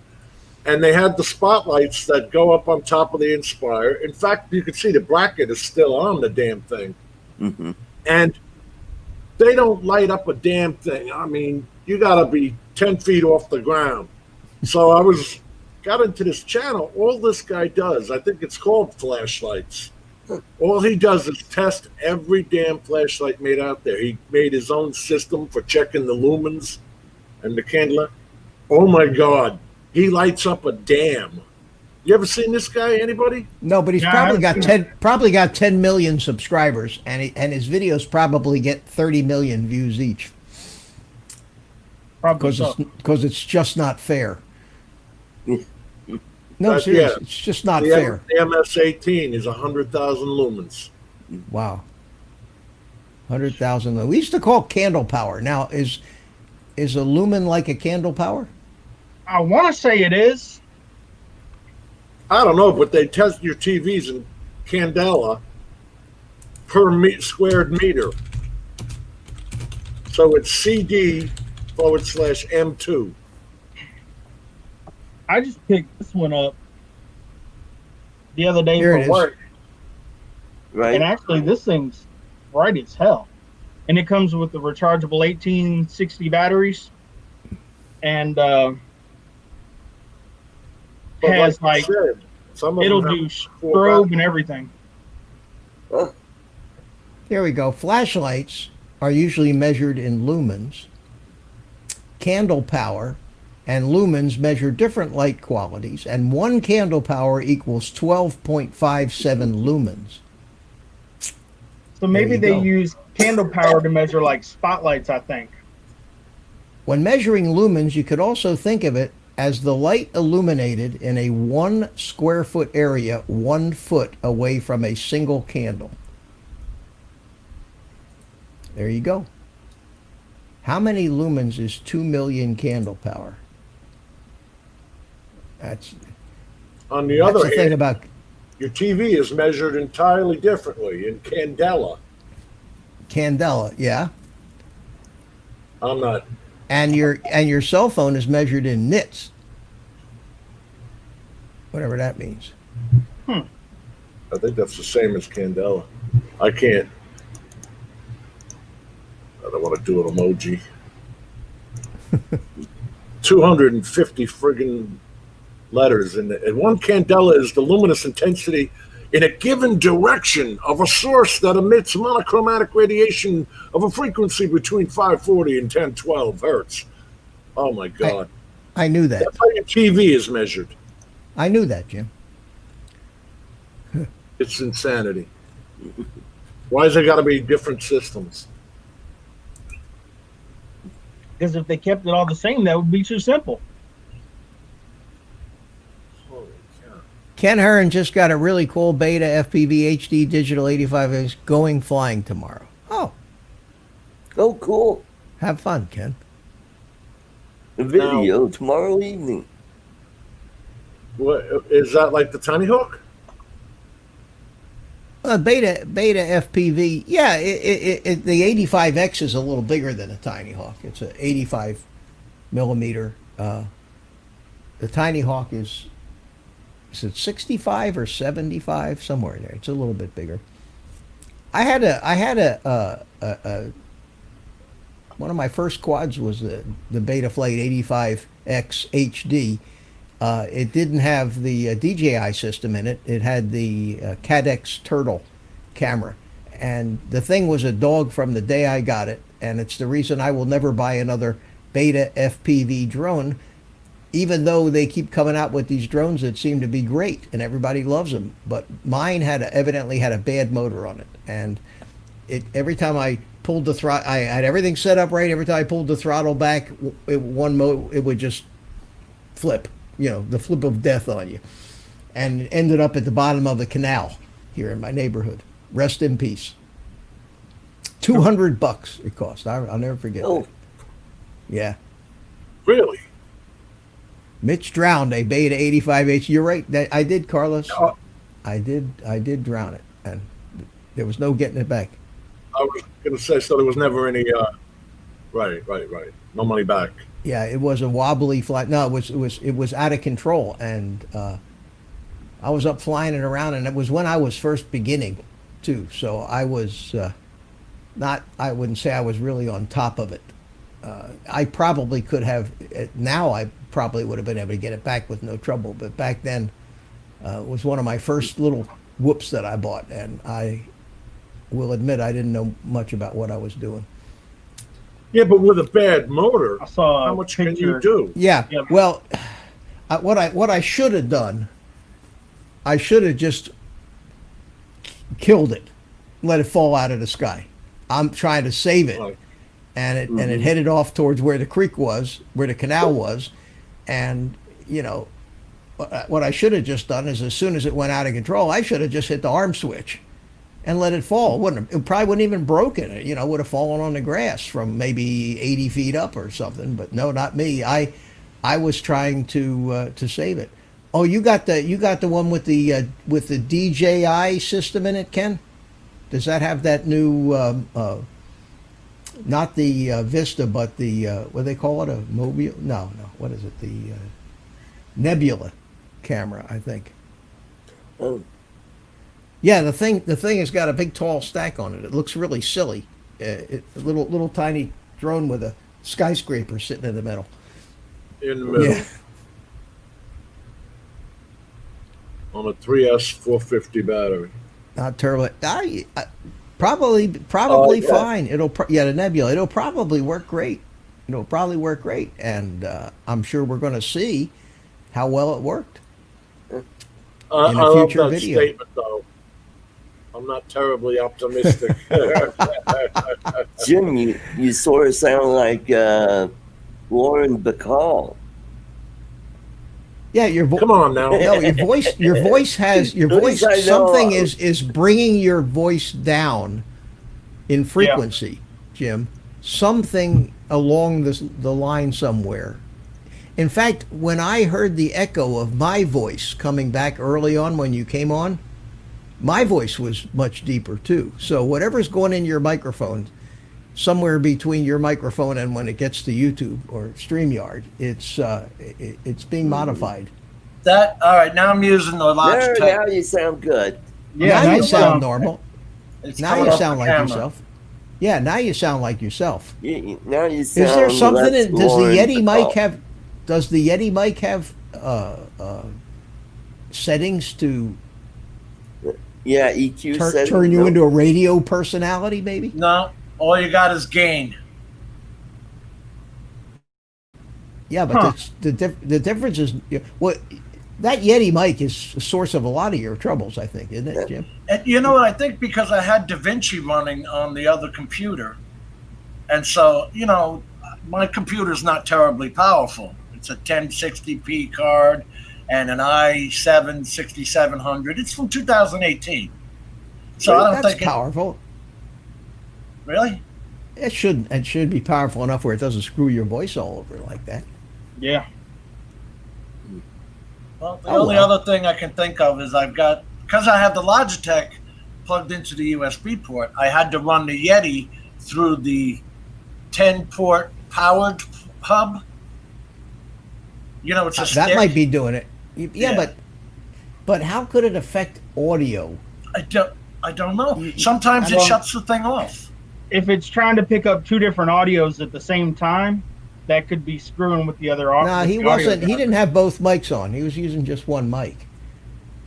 But it was doing, like your little mixer there, Art, when you do your high and low voice. Right. It just modifies. It's just a frequency doubler or half, it cuts it in half, and something in one of these circuits.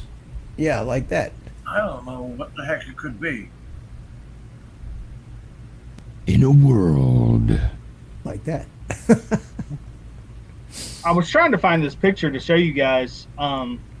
Somebody posted in one of the drone communities I'm on Facebook. He took his drone up for the first time. It was a Mavic 2, and he said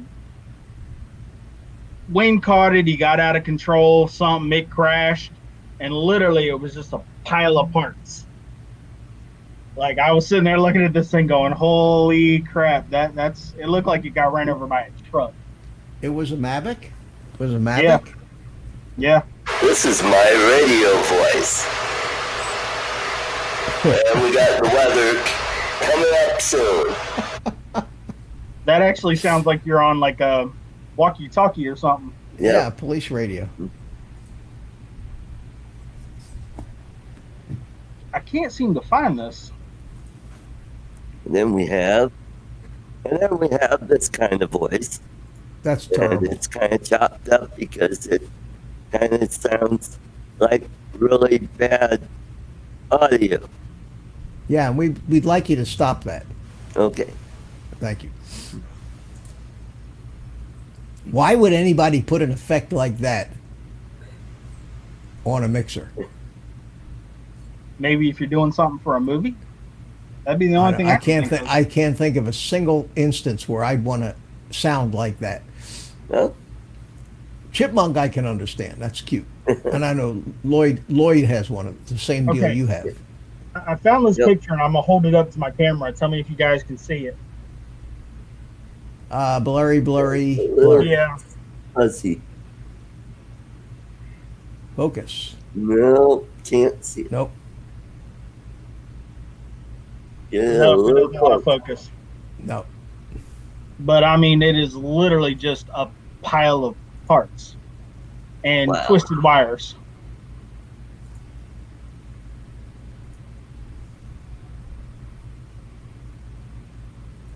Agent K says I sound like a helicopter pilot. I could do, and then we got the weather here back to you in the studio. Remember when Les Nessman used to do that? I found the turkey drop video on Oh, YouTube. Oh God, that's Oh, great. God. Guys were talking about that the other night, and I went and looked it up. That's And so famous. Still today, there's very few things that will make me laugh as hard as I laugh at that routine when they The drop way he the comes frozen back turkeys. into the room, yeah. That look of horror. Yeah. Frozen turkeys. They drop frozen turkeys from the helicopter. Yeah. Like bombs. And you Have know you guys what? seen To humanity. Have you guys seen the YouTube channel where they drop stuff from this tower? Mm-hmm. I have seen that one. Kind of. They were dropping bowling. They dropped Yeah. bowling balls on top of glass tables and Yeah. from Trampolines 400 feet and up. stuff. Yeah. Oh yeah. Mhm.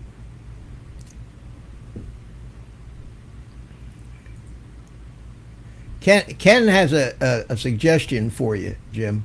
Yep. The problem might be that you have it plugged into that multi-port thing. Yeah. It's a powered port. It's a powered port USB. It's got 10 ports. 3 are for charging something. 7 are for USB 3.0 extensions.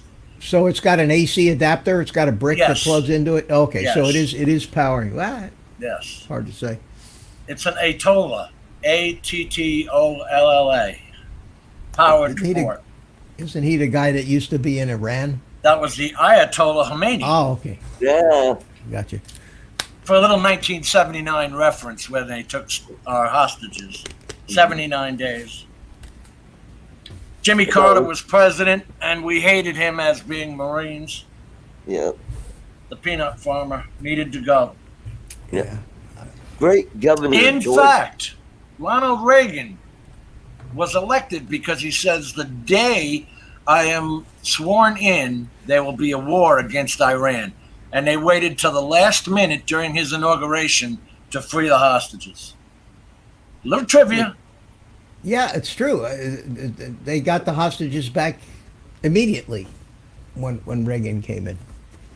3 extrons. Hey, Ron, how you doing? Listen, Ron, I want to ask you something. I sent you an invite to my live stream the other night, and I got one of those mail demon undeliverable to that address. Did you change your email address, or did Google just screw up that night? If you did change your address, that means you're probably hiding from me and don't want to be on my show anymore. But if that's not the case, send me your new email address, if you would. There you go, little housekeeping. He's not saying. Okay, he didn't change it. Okay, it might have just screwed up. But not only did I get one message, but I got a message that night, and then today I get another message because evidently the thing is still trying to send you that email. Yep. And I don't know how to stop that. I had that problem once, and the server keeps bouncing it. Yeah, and it'll keep trying. I guess you'd want it to, if when you send something, you want it to get through eventually. So Who was Good night, that? Ken. Who was that the woman? with Poseidon Gene adventure Hackman? with Gene Hackman. Holy cow! Who was what? that fat woman in? Oh, Poseidon? Shelley Shelley Winters. Winters. Shelley Winters, Winters. Yeah, Shelley Winters. And was actually a swimmer before she. She was. Came Yeah. in. Yep. Yeah. Before she beefed up. Yep. She beefed up okay. Yeah. Yeah. God, I remember that movie. I can still picture Yeah. some of those scenes. The Poseidon adventure. Wow. Yep. It was early 70s, right? Long, I don't know, Yeah, long time ago. Yeah. 50 early years 70s. ago. 50 years ago. Yeah. Yeah. Let's But- see. Then there was the Towering Poseidon Adventure Inferno. with Gene Hackman. Oh, you had a whole raft. You had a whole raft of disaster movies. 1972. Every Oh, year. okay, so I was close. Yeah, every year there were more disaster movies, earthquake movies, asteroid movies, burning building movies. I did fly a drone today, Carlos. I was up at SpinDown. Carlos is relentless, Art, isn't he? Yeah. Oh, there he it did. is. Yes, that is Oh, a smashed up boy. Mavic, isn't it? Holy. How do you do Yeah. that? You have to run over He said that with a truck to do that. I mean, there's no he other way to said do that to a something drone. about it hit pine trees. You can see all the little pine limbs and stuff in there. Oh, yeah. Yeah, I see some pine needles in there, yeah. I I don't know got what your he email, did. Ron. Oh, Ron sent Hey, me 3 extra. Sent me a welcome. test email. I don't know all what he the way did, but from the good God. Philippines. James, he's in the bottom corner. We got 2 James in the What? bottom. What was that pile there? That That is was somebody's drone. drone. Yeah, it looks like a Mavic. Holy cow. You really Yeah, tore that up. Yeah, he said he hit some wind caught it. He started to go into some pine trees, and it just went downhill from there. Jesus, that was Wow. seriously, a hammer was taken to it. Yeah, how could that happen in a crash? Nah. Yeah. Look at I the don't camera. Look at the camera sitting off Yeah. all there by itself. Yeah. And he commented on the thread, and he said the only thing that wasn't destroyed was the camera. And it's sitting there just all by its Wow. lonesome. Look at it. Yeah. Yeah. I was like, good God. That looks like it hit the tree, and then he found it and took a hammer to it. Yeah. Yeah. Oh, inbox was full. Hey, let's Okay, welcome Ron. to the show James from My PI Dream. Hey guys, good morning. Hi, Gene. Hey. James. I tried to get in before the show closed today. I wanted to get in earlier, but we had some guests that were, they spent the night here with us last night, some family members, Nice. and they just left, so better late than never. You couldn't get rid of them politely? Anyway, no, we always love to have family folks drop in, and it doesn't matter if they stay overnight or whatever. As a matter of fact, I think we're going to have a little get-together tomorrow as well, because one of them is having a birthday party, so we'll do ours social distancing and try to keep it as small and compact as possible. So how's Cool. everybody doing? I'm sorry, I missed all your content this morning. I don't know what you guys have already gotten into today. I don't know. I know it's mostly drone stuff. Yeah. I went to an event called SpinDown that was up in Dillon, Colorado, up in the mountains, where a bunch of us drone flyers from around the country, we met there and had a lot of food and some pizza, and flew our drones. We flew our regular camera drones and our FPV drones. FPV. Yeah, first person view. That's where you wear the goggles, the racing drones. Oh, I would. Yeah.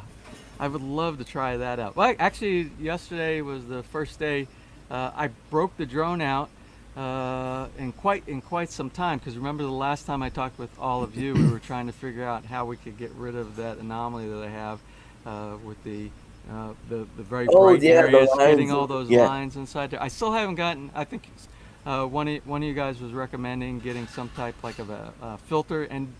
No. You know what those do you know what those lines are?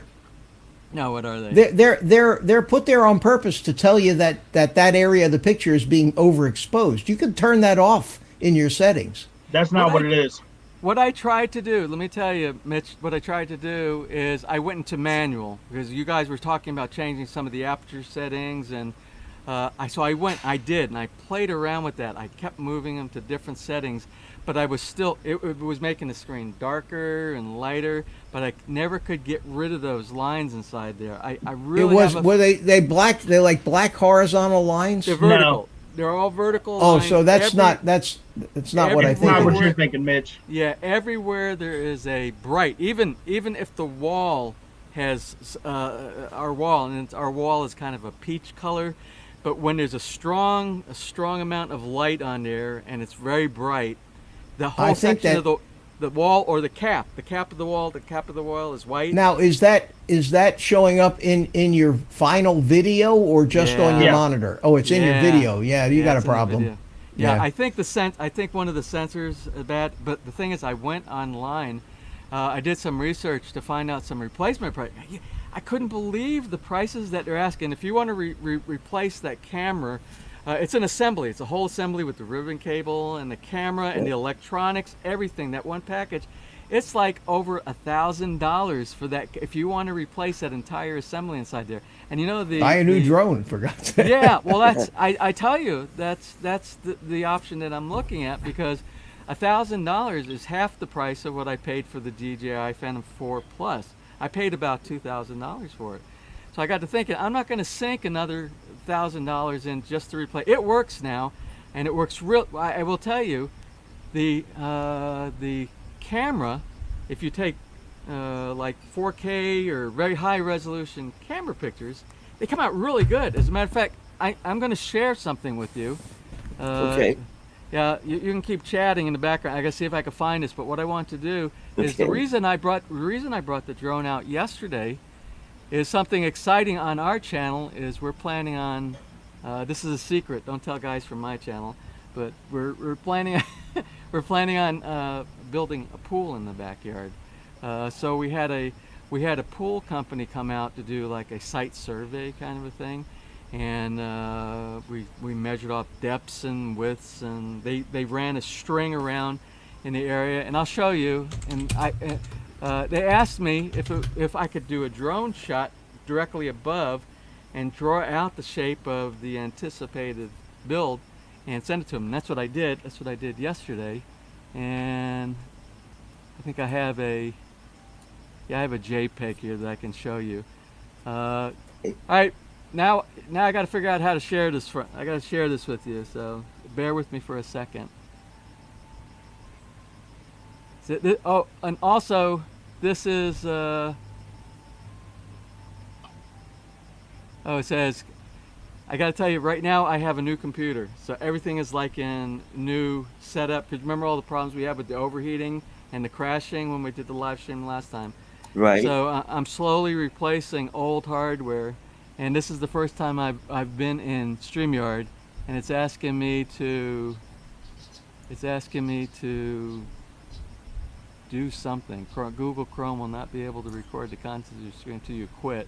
Well, if I quit, is it going to quit Google Chrome, and am I going to lose out of this? Am I going to be kicked out of the session here? Let's see. Oh, there we go. Oh, what am I sharing? Oh, that's not what I wanted to share. Right. Hold on, that's the wrong thing. Select that's the wrong thing. tab. Go down to your tab that you're sharing your screen. So minimize. You were there. Just minimize the screen and pull up what you wanted to share. Okay, I want to do an application window. So. There. No, but it's. Oh, and your audio is a little soft, James. It's a little soft. Okay, hold on.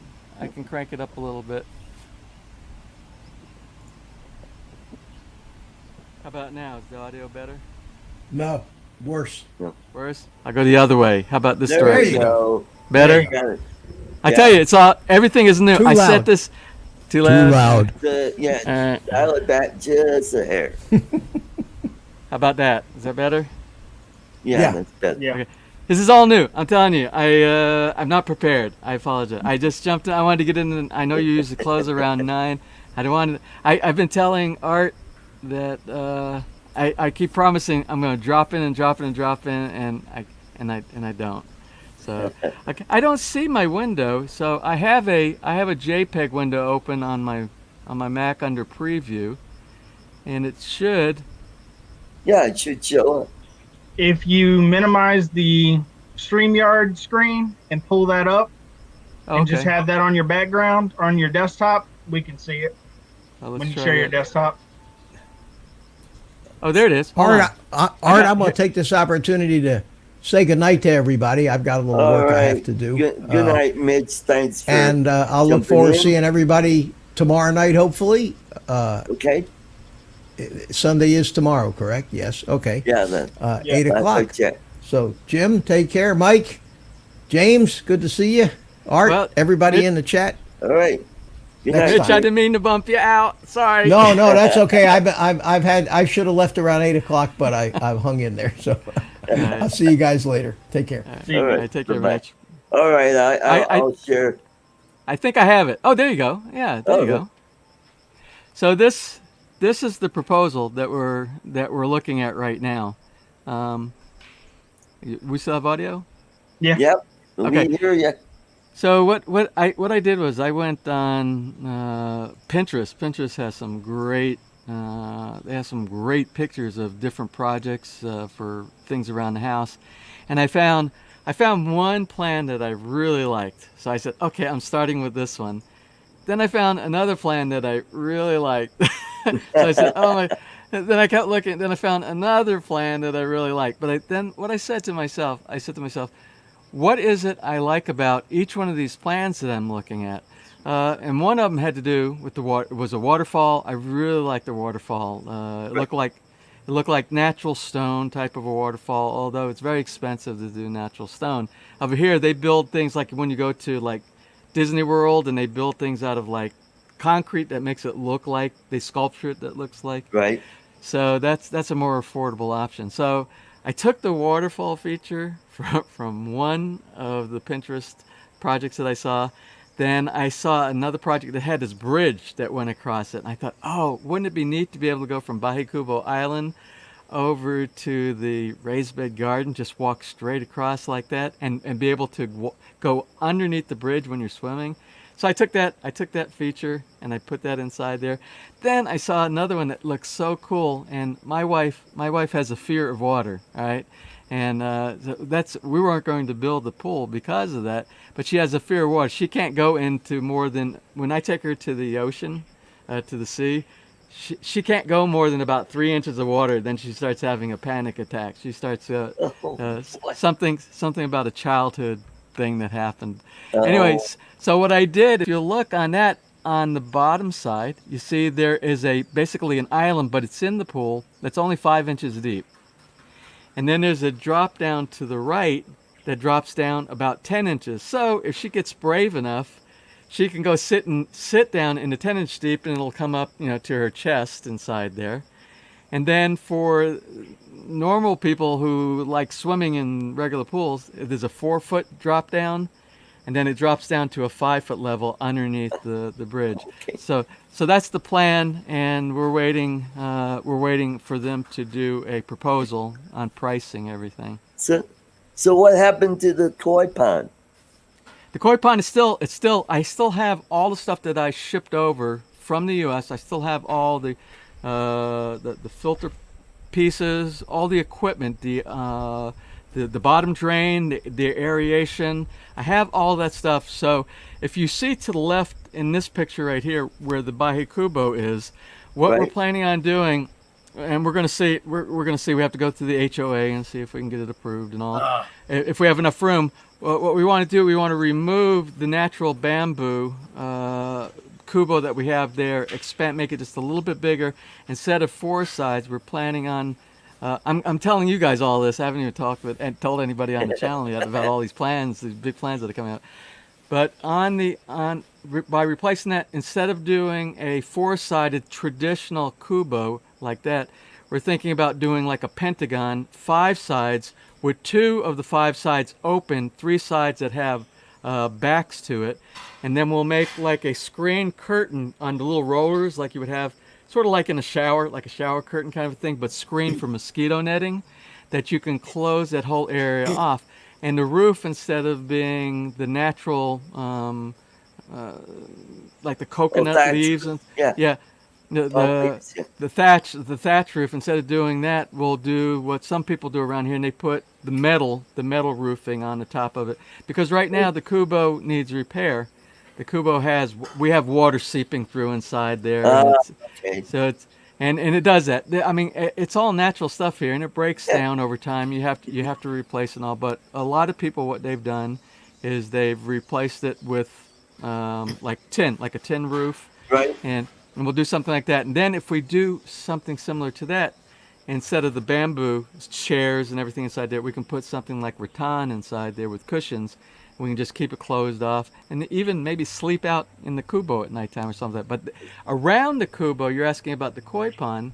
The plan is to have like a moat all the way around the kubo, with like a little bridge that steps over into the kubo, and then you could sit there with, imagine 2 of the 5 segments open, where you can look right down at the koi fish, and at the same time look over into the pool with the waterfall.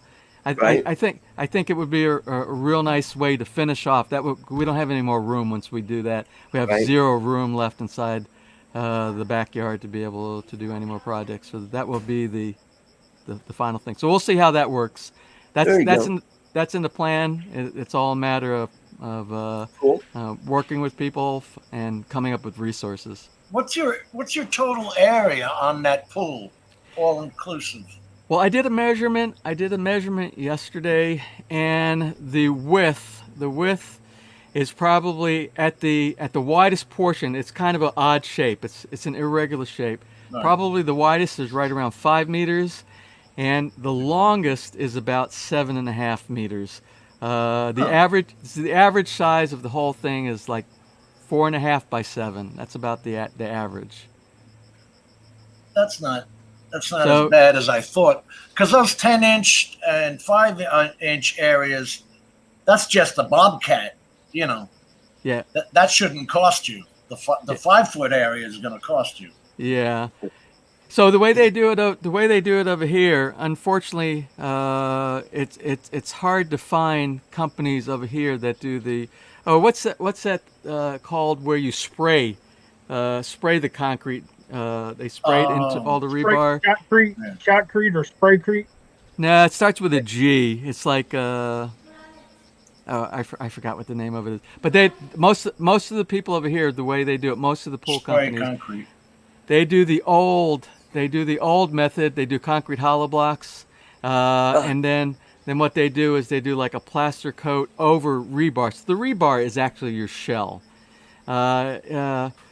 Oh gosh, I forgot what the name of that. Yeah, I see pictures of it. I see shotcrete. Most of it here is being called shotcrete. Yeah, it's like shotcrete, but there's another name. Gypsum, something like that. But that's like the standard in North America. That's what they do now. They don't even mess with the concrete hollow block. They dig a hole, they put up all the rebar, and then they shoot. Oh, are you talking about gunite? What's that? Gunite? Gunite. Yeah, gunite. Yeah. Yeah, that's the standard. That's the standard in North America. But this company, I don't think they like to invest. Most of these people don't have overhead. They don't like equipment. So the only equipment they keep on site is like a wheelbarrow. You know, that's a wheelbarrow and a hammer and a concrete nail. You know, that's Wow. That's what they do. So what they'll do is they'll use, just to form, instead of using wood for formwork that will rot and get termites and stuff like that, they'll use 4-inch concrete hollow block. They'll fill it like they do a house. They'll fill it to do the formwork. That will be the formwork. And then what they'll do is they'll do the rebar skeleton inside Right. all of the And then spray it. the formwork. And then instead of using the gunite to spray it, they'll mix up the concrete. They'll bring it in buckets. They sling it, and then they smooth it down. And all of it will be cementuous with waterproofing material that's built inside it. They have different types of waterproofing. Right. But that's real important. That's what went wrong with our cistern build. My contractor, he didn't understand waterproofing. That's why I had to take over the project when we waterproofed the basement, because he didn't understand any of that. And he didn't understand when you build something there's a difference between preventing water from penetrating into like your house or, Right. your house especially, which you normally put a coat of waterproofing on the outside. Then you're trying to retain water like a pool to keep the water from going away, like a swimming pool, or in our case, the cistern. So they didn't have a clue when they did that, and our cistern leaked like crazy. So what you're supposed to do is there's multiple compounds that are made by multiple different vendors and manufacturers. But when you mix your concrete, there's a solution that you add. It's an additive that you add to your concrete solution. It mixes up and it makes the concrete itself cementuously waterproofing. So water just can't get through this inside. It's not porous anymore. It's not porous anymore. So that's what they'll do for the coating that goes over the skeleton in this one. So anyway, that's the project that if I suspect by this week, what is today? Today's Sunday over here. Yeah. I expect to get a bid proposal from them, and if it's within our budget, like I don't know if the pool was in our budget that we originally got from them, but the guy that's doing all of the Disney World type of sculpturing of all the waterfall and what looks like the border, the border being, instead of being like pebble rock or tile, it will be like look like rock and stuff like that. So yeah, so that's an example right there of what I'm talking about. Concrete hollow block on the outside, a skeleton inside made out of rebar, and then in the U.S., North America, they would spray gunite inside there to do that final coating, and that would be one that's a waterproof, cementuous type of a cement mixture or mortar mixture that goes over that.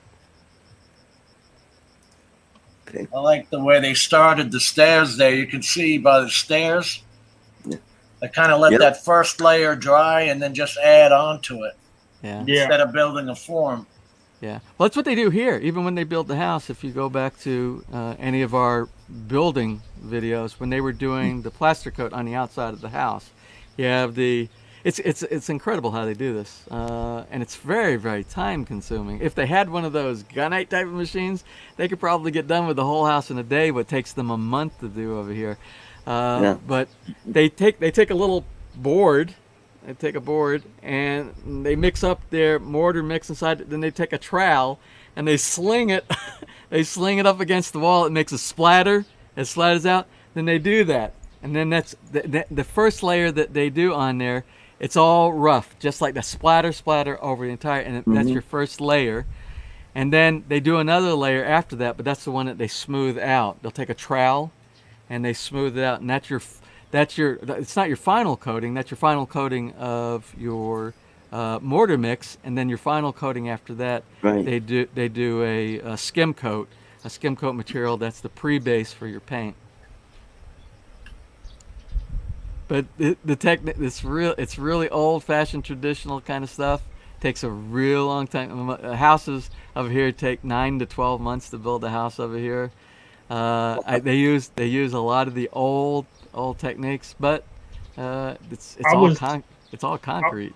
I was watching them guys do that. They have a shovel with a flexible handle, and they were slinging it up on the walls to basically do a bigger area than the trowel does. I was watching that on some video on Facebook the other night. Pretty interesting stuff. What country was that in? Some Asian country. I wasn't exactly sure. Okay. Well, everybody has their methods, their different methods, and as long as it all comes out to the same end goal, I guess it's okay. Most of like I said, they don't believe in overhead. There's no overhead on equipment over here. They don't invest. They don't invest in any heavy equipment, tools. You'll see even what I did. I went out and purchased one of those. It's like a chisel jackhammer kind of a thing for breaking up concrete hollow block to run pipes and things like that inside the wall. And but they don't do that. They take a piece of what they call PPR. It's like a really thick PVC. They put a concrete nail inside there at the very end, and they take a hammer and they slowly chip. It will take them 8 hours to chip out a section for like a pipe where you would want to hide your air conditioning copper tubing with the insulation. It will take them 8 hours to do what you could do with a chisel in about 1 hour. That's crazy.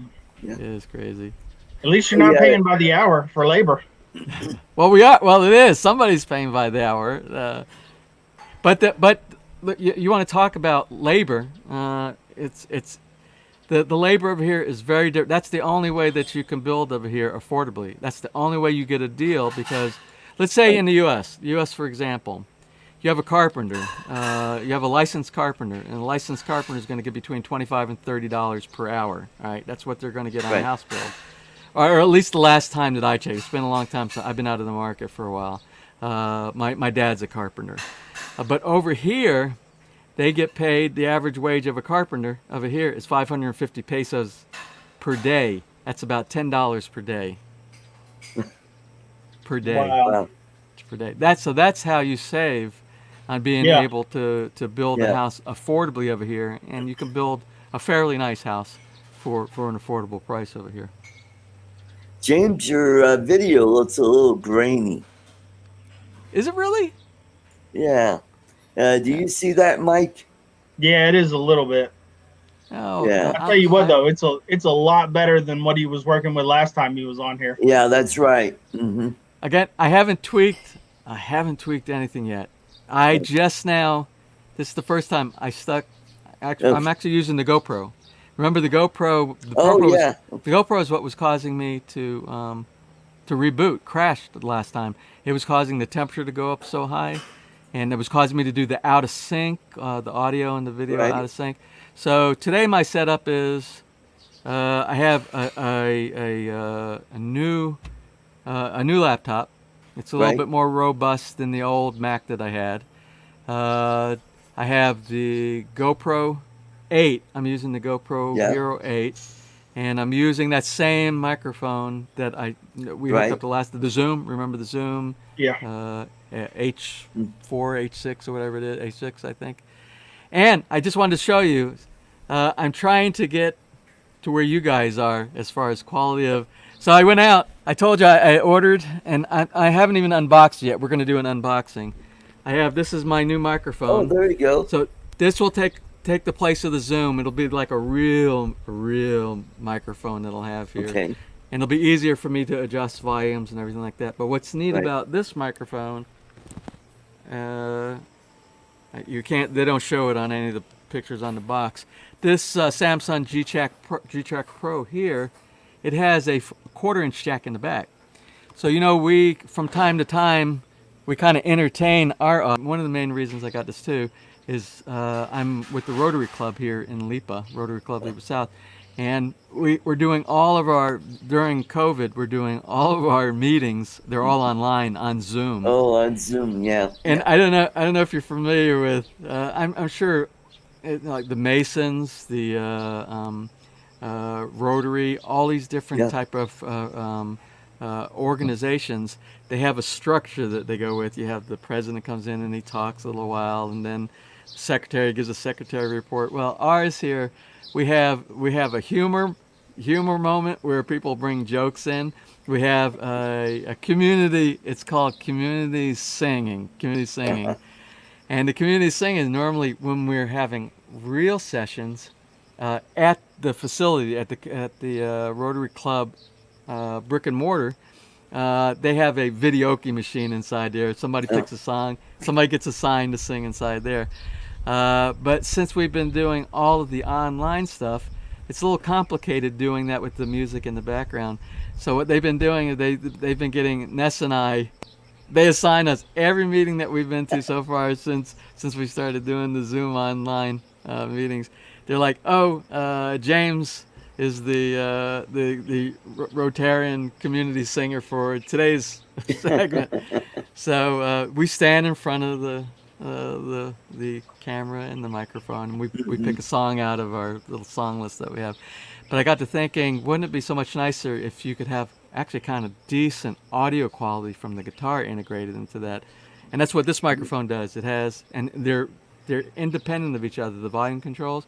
So you can set the level of the guitar for the 1/4-inch jack, and then your audio in the front.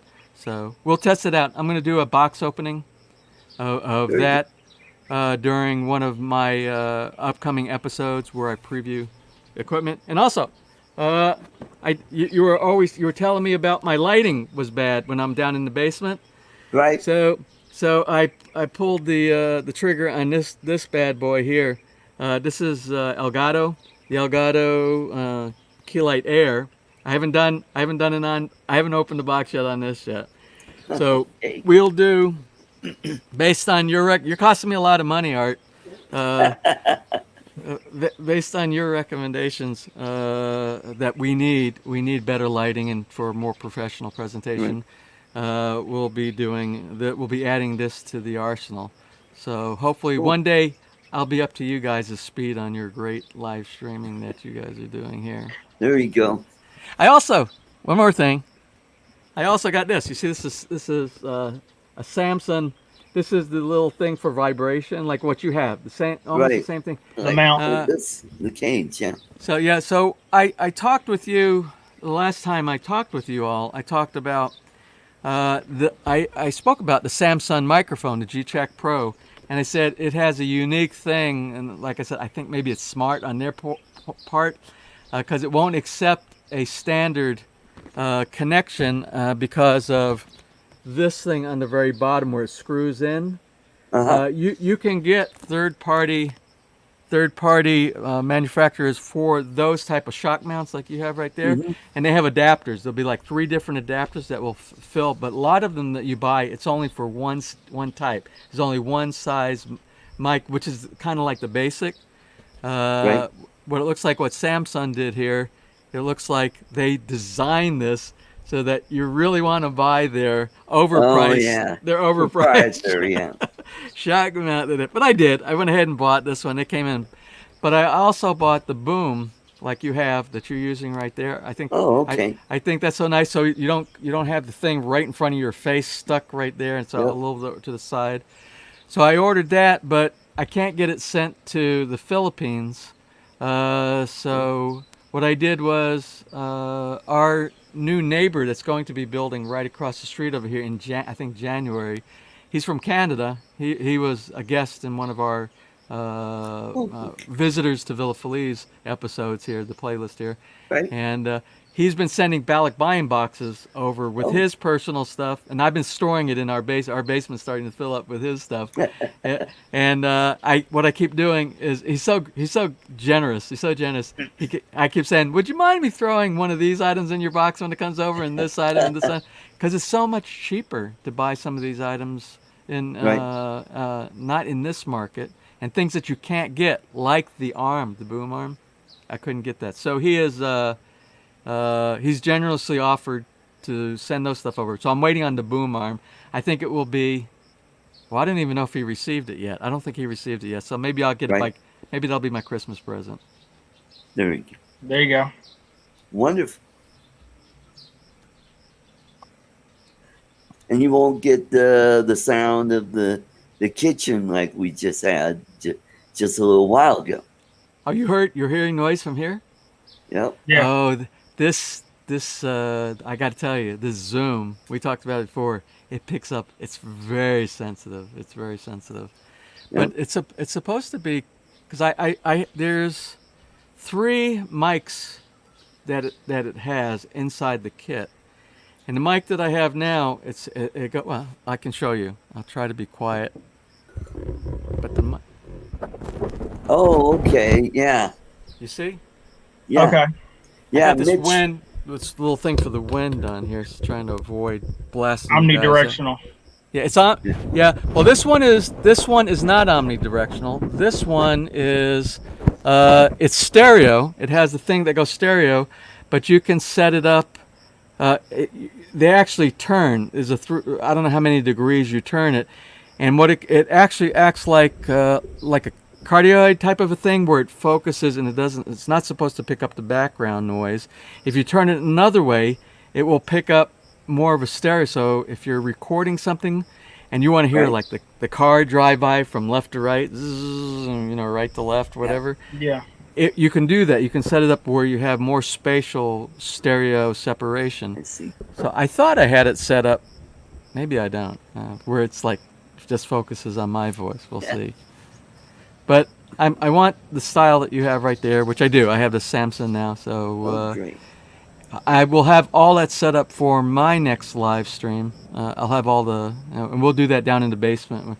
I figured this would be a great place this morning. It's a beautiful morning here in the Philippines. I got to tell you. Yeah, that's a beautiful background there. Yeah, it's just wonderful sitting here on the back porch in the morning. Yeah. I have the fan. It's not picking up the fan. No, we're not hearing the fan. We just hear the dishes, and clang and. So how were the waffles, James? Well, I got to tell you. And I feel bad. This morning, I slept in a little bit. I was up late. We have the theater room set up in the basement, and the whole family here. It was my wife's sister and her husband. And so we watched the movie till pretty late last night. So they were all up way ahead of me. As a matter of fact, our house is set up. We have Alexa devices everywhere inside our house. And they can do something called, it's called drop-in. It's like an intercom system, a video intercom system. They were all downstairs. I was still sleeping. And the next thing I hear, and my brother-in-law, he's a professional classical guitar player. He's incredible. He's going to start a YouTube channel, and you'll see, and I'll give you the link when he starts that. But he's doing all of the logistics right now. Anyway, I'm laying in, and I woke up, and I didn't realize I'm laying in bed, and my wife did this drop-in. We have a video next to our bed, one of the Alexa devices that does video, and she has one in the kitchen. And I'm laying there in bed, and I wake up, I hear this angelic type of classical guitar music in the background, and I look over, and the camera is pointed at me sleeping inside the bed up there, and I'm like, you gotta be kidding me. Hey, So have you guys seen, talking about the Alexas with the cameras and stuff, the new security system from one of the Amazon security system features has their new device is going to be a little drone that you can fly around your house with video on it. So if you think you left the stove on, the drone takes up, as it pulls up out, camera comes out of this box and hangs down below it, and you can maneuver it around your house, flying it off your phone, and you can check different stuff in your house with the drone. no, I haven't. I have not. So that sounds really neat. Yesterday, I did notice, right after I bought another Alexa device, I had just done it like 2 weeks ago. It might be addiction. Well, that Amazon just opened all their entire new line of Amazon. Their Echoes have been replaced with a new. It looks like a round ball kind of a thing. There's several new things in their lineup, which is going to make this thing that I just bought obsolete before you know it. Of course, that's the way things work around here. But yeah, they have a whole new line of items that they just released. If you go on Amazon.com and look under Amazon Alexa devices, look at the whole new lineup. It's like 5 new items that they have inside there. That Echo Show, and that's what we have. We have the Echo Shows here that we do the drop-ins. We use it like an intercom system here. If I'm downstairs in the basement, Ness can drop in on me, and she can talk and see me back and forth. But they replace. Now they have a new Echo Show. They have a new Echo. They have new other word devices that they have inside there. Well, just watch out for your Alexa to start talking to you, because I have a friend. He's got several Alexas, and they wake up in the middle of the night where the Alexa's, "How are you?" Well, I don't know. And That would be like, what the heck is that. going Yeah, on? that's kind of freaky. But I will tell you, I will tell you, we become our culture is becoming really, I'm going to say, addicted or dependent upon these devices. Right. My opinion, and we're starting to personalize these devices. I have a feeling when you see all these movies about droids and these clone things that they're in the future, that's gonna that's gonna happen. My prediction. But this is a precursor. What we're doing with these devices now, with these Amazon Alexa devices, because you find yourself arguing with your Alexa device. When she doesn't do something that you want to do, you start calling your device an idiot, and sometimes it hears you and it comes back and it starts talking back to you and all this kind of stuff. It's crazy. Okay, guys. So if you look at this real quick, what I pulled up, when it comes out of the housing device for the recharging base, that little part hanging down from the bottom is the camera, and you can fly it around. It's a security mini drone that you can fly around your house. Trying to see where they talk about it some more. I think that's pretty much all they say about it, but it looks pretty neat, and it's part of the Ring security system. Oh, well, that's what we have. We have the Ring here. We have the Ring system. Yeah, this is part of Ring. This is one of their new little gadgets they're talking about launching. And supposedly, like, if you left your stove on and you want to check it, This little drone takes off. The propellers are hidden inside the that housing there. But I've already thought of a major problem with this. If you have a pet, this is going to be your dog's chew toy. Oh, yeah. Yeah, especially with Marianne around here. We have two dogs here, Hapon and Marianne. And Marianne, she's annoying. She's really annoying, but she's worth her weight in gold for pests around here. I've had dogs all my life, and I've never had a dog like this dog right here. She's the little fat blonde dog that we have here. If you watch any of my videos, but she's our rodent control in this area. If she sees a lizard running across the house, inside the house, she can quickly grab the lizard. She rips the tail off of the lizard, and then she torments the head and the body while it's trying to get away, and she'll pull it back to her, and she tries to get away, and she'll pull it back.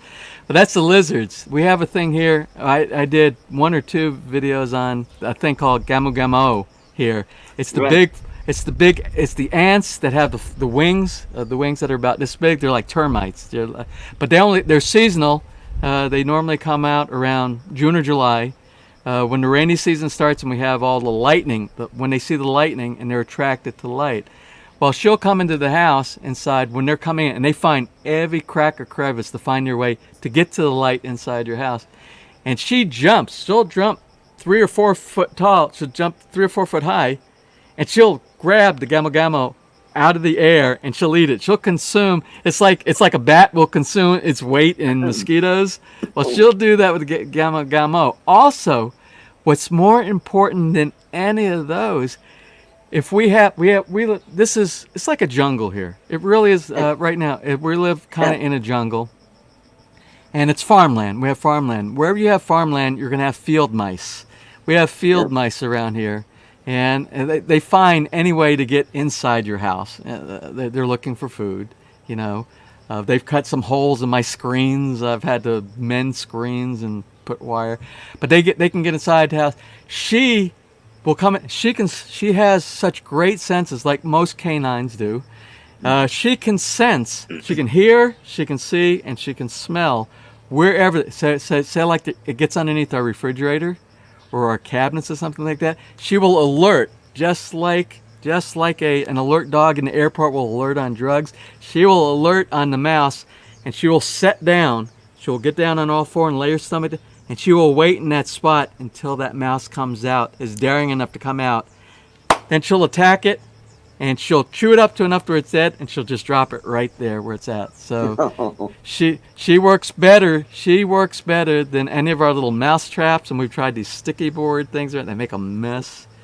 But she's amazing. She is an amazing dog. Wow. See, I have a dog that thinks she's an acrobat. You guys know what a Belgian Malinois is? Yeah. They look like a German Shepherd. Yeah. It's like a German Shepherd on steroids. Jump and clear a 10-foot fence like it's not even there. Yep.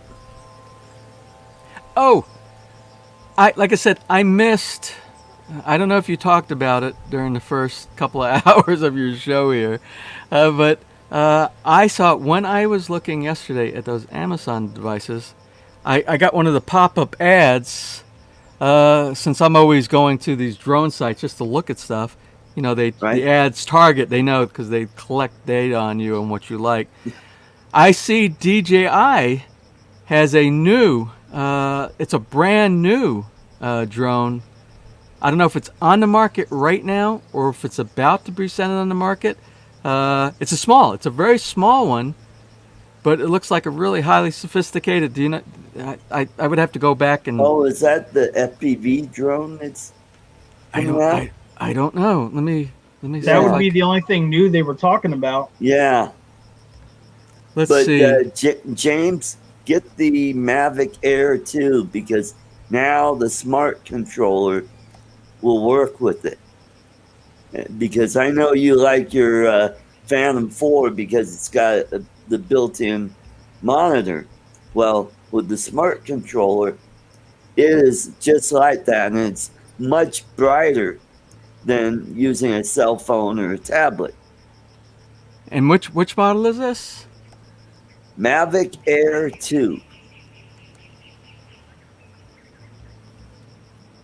And what's the difference between that one, the Mavic Air 2, and the Mavic Pro 2? What the one that has Yeah, the two the different? Mavic Pro 2. It's smaller.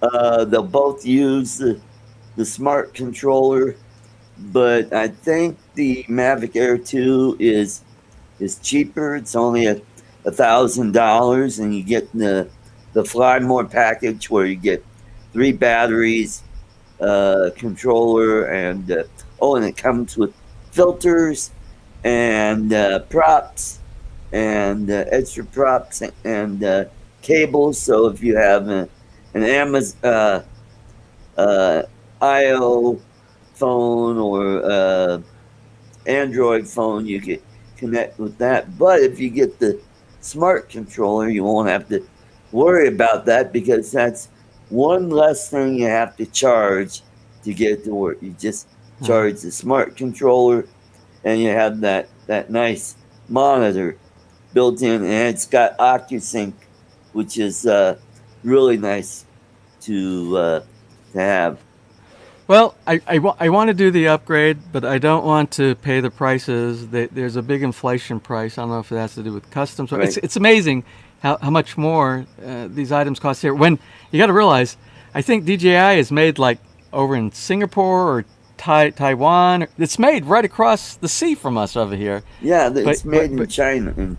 But yet Shenzhen. the prices are much higher here in the Philippines than if you buy it in the U.S. Right. It's incredible. So I think what I might do is, I don't know when this pandemic stuff and the restriction, I don't know when we're going to get back to a life of we'll never go back to normal again, but we'll Right. have what they call the new normal, you know. But the thing is, we can't go back to the U.S. right now, because if I go back to the U.S., and we haven't been back to the U.S. in over a year, I want to visit my dad and my sisters. Right. And my friends, but we can't do that, because if I leave here, I can't get back into the country. And I can't because there's restrictions on if you have a foreign passport, especially coming from the U.S. And they're starting to do that in a lot of other places around the globe. Is they're restricting entry from U.S. people. Because I want to come in February. Will that? I don't. Up? Yeah, I don't. Personally, I would be. I'm not optimistic about saying that that's going to happen. They're really tight. They're being really tight over here. As a matter of fact, my nephew, who's an OFW, he's a Filipino OFW that was living in the British Virgin Islands, in Tortola. Right. And he decided to come back over here. And he's a Filipino. He's a Filipino citizen. And what they're doing allowances. The government here is doing allowances for OFWs, but still they have to do a 2-week quarantine in Manila when they come in. And if you are not an OFW, the ones that they are allowing, the places that they are allowing for travel back into the country, you still have to do the 2-week quarantine. And it's the equivalent of $6,000 that you have to pay for the quarantine, for the 2-week quarantine. When you come inside, that's my brother-in-law and my sister-in-law that stayed with us last night. They wanted to go back to the BVI to visit family, and then come back over here. But when they went to set everything up, they found out that the re-entry for my brother-in-law, who is a British citizen, to come was approximately $6,000 for that. So it's crazy. Now, as an OFW, you still have to do the 2 weeks, but they waive the whatever that fee is that they charge you for going inside. So you stay in a hotel in Manila, and they provide you with food and everything like that. So I don't want to dampen anything for you, but I would be cautiously optimistic. Let's put it like that, about doing it very Yeah. cautiously, and keep an eye on the news all the time. And you can go to Yeah. the U.S. Embassy site, and you go to I recommend, what I do is, we just did our voting, which is, we should do an episode here in the near future on our channel. But there's multiple ways to vote. I don't want to get into politics. I really don't want to get into politics. But one of the ways, when you are a U.S. citizen overseas, you can do an absentee vote overseas. Yep. I did that while I was military, and you can do that over here now. And it was a very simple process for us to be able to get our votes in. But what I did when I was on the site gathering the information about how to do this, there's also links inside that have to do with, you can register to get advisories from the U.S. Embassy in Manila. That's what you should do. You should get advisory, and it will tell you the current state and any changes that the national government does regarding U.S. Citizens who are trying to either come in or leave, all the processes that you need to do. So you should register for that. And it automatically comes inside your email, and I get those probably once a week or once every 2 weeks or something like that. I get a email with the latest bulletin. Right. And that's U.S. Embassy Advisory. Manila. Yeah, just go to U.S. Embassy in Manila, and all the embassies have you got all your drop-down menus for all of the and then there'll be something that says U.S. Citizen Services or something like that. I forgot where I found it, but it was very obvious, very easy to navigate to. Then you can register for them to send you the bulletin, the advisories in the bulletin. Oh, okay. Yeah. All right, I'll look in. If you travel to the Philippines, you wanna be able to get those advisories, because those are the latest updates about what you can and can't do over here. Okay. Okay, cool.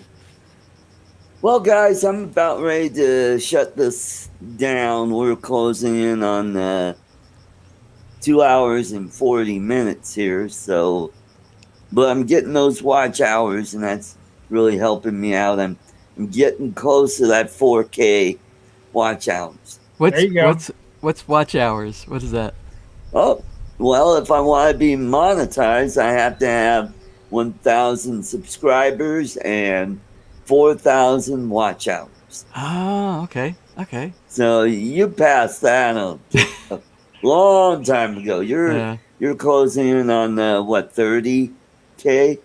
35. I think if not today, because Ness, I think we were like 34,960 yesterday or something like that. I keep an eye on that. To see where we are. To show you how long I've been watching, I remember when you just had a few thousand.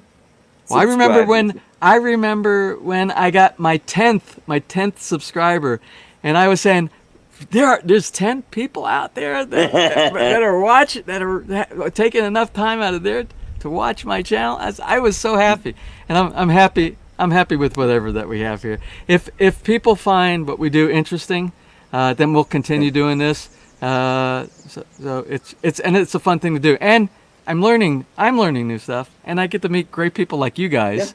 Well, hey, look, I'm happy with the 75 people I got. Yeah, but it's a driven. This technology is driven by all the things that you guys are doing here, and and that's how you get these great products like StreamYard. The predecessor, I'm going to call it the predecessor to the StreamYard. When I tried OBS for a while, but the thing is, technology is getting better and better and better, because people are watching more and more of this stuff right here, which of course, it all has to do with revenue. It all has to do with advertisers, who are making revenue. So they're feeding these companies to build better apps. The people building the better apps are building them because they get paid to build the better apps and stuff like that. You have the subscription-based stuff. I'm still cheap. I'm still on the free StreamYard. Well, I try to go free on everything. This apartment's not cheap. I know. Yeah, I got that grand piano. Hey, actually, Art, funny story. I was talking to somebody. I told them what I was doing, and they looked on and they were like, "Oh my God, his apartment's beautiful." And I'm like, "That's a green screen." They were like, "What?" Well, I got to tell you, I said before, remember when I was on your show a couple times Yep. back or something like that? I was like, I really thought that is one of the best quality green screen behind pictures because it looks real. It looks so real. It does. Ness And and actually, I.